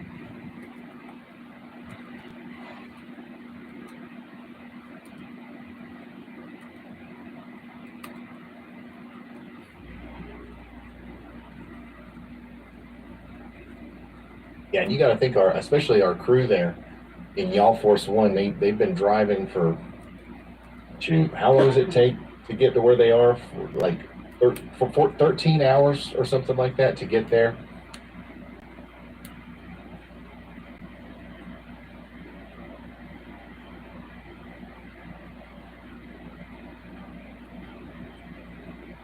There we go. That's what we like to see. Starting them young. This one right here is going to grow up not scared, but rather prepared.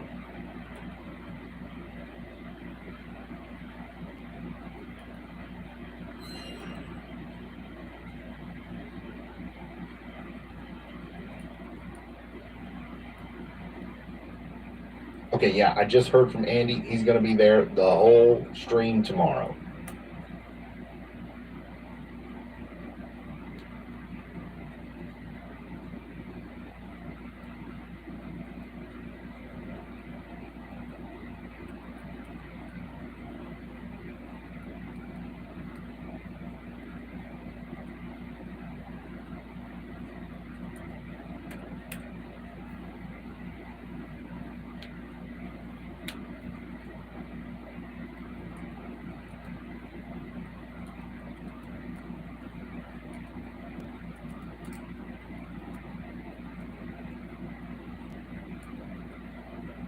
You're going to go to sleep with one eye open. Just to be honest, I'm probably not going to get much sleep at all.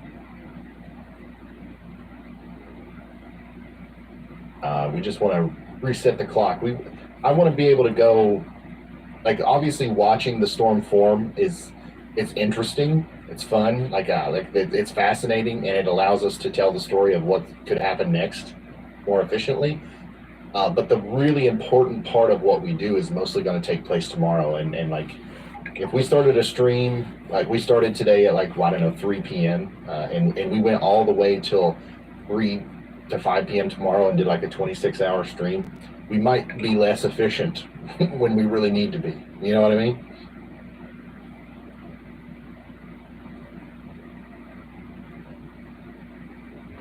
I'm glad that we did the pre-stream, though. I don't think we even did this for Ian. We waited until the morning of, which was fine. That went great, but I think doing the pre-thing is definitely, it's been useful.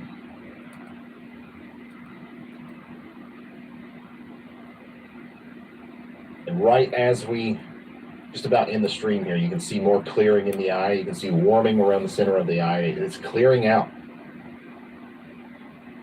This thing is unfortunately going to be much stronger tomorrow whenever we look at it.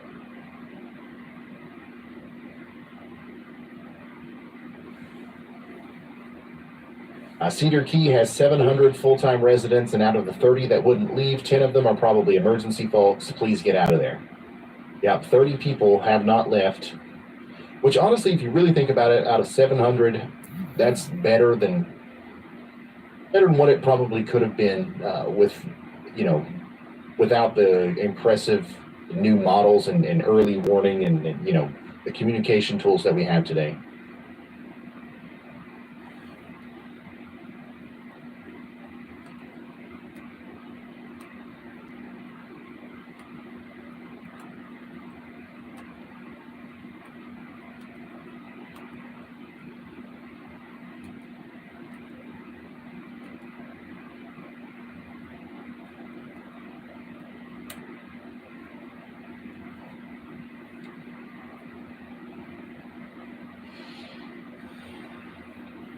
Shout out to the 13 people in chat. Appreciate you guys.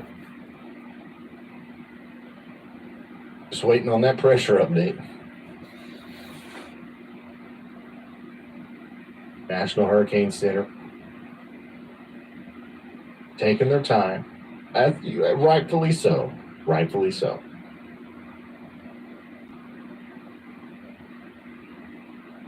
I fucking spelled prayers wrong. Yeah, so you can keep up with the Storm Chaser cameras and some of the other cameras in the Radar Omega app tonight also. If you want to keep up with the storms, a good thing to do would be to download that right now. There's a link in the description. iOS, Android, don't matter. You can get it. It costs a couple bucks, but sometimes things that are really good cost a couple bucks. It's the unfortunate reality of the world. I really do wish that it could be free, but you know, apparently it's an expensive operation to run an app. I don't know. I haven't done it. Especially a really good one with no ads. I hate the apps that are just full of ads. I hate that. Hey, what's up, Semi-Ernie? How you doing, bud? North Carolina, yep. There's going to be the biggest threats after this gets past southeast Georgia. Okay, once this starts going towards Savannah, southeast South Carolina, once this gets going towards North Carolina, the biggest threats are going to be flash flooding and a little bit of a tornado threat and tropical storm, wind gusts and storm surge along the coast. No major impacts expected along the coast. The biggest impacts, in my opinion, are going to be a little bit inland, maybe between Albany, Augusta, up towards Columbia, with significant flooding. Up to 8 to 10 inches of rain could fall in a very short period of time.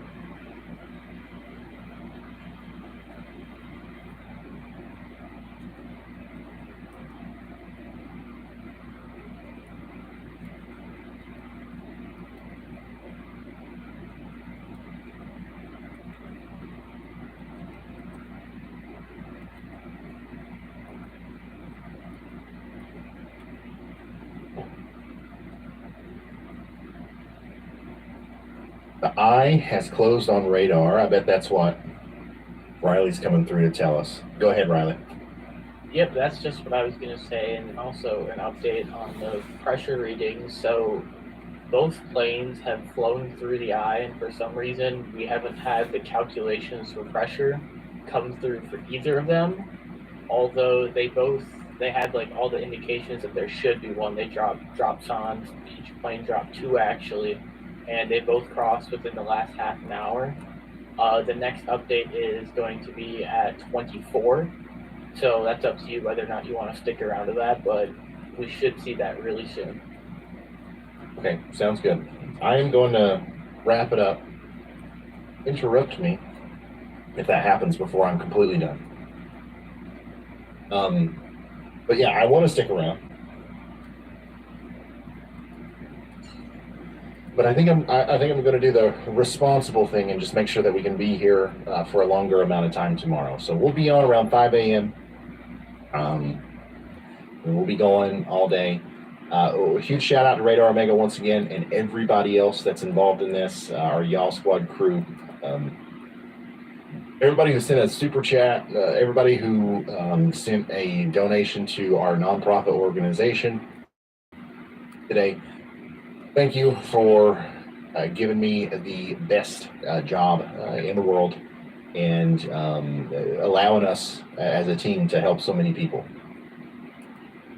All right. I think that's it. I think that is it. I'll see you very early in the morning. Subscribe, notifications on, just in case we go live earlier, and we'll see you then, okay? Goodbye. Landfall is going to be around 8 or 9 a.m. We're starting early. Goodbye. All right, guys, I'm out of here. I'll see you all in the morning. As soon as I come back from work, I'm going to go on live with him again. If he's on live when I come home, I'm going to jump on live with him.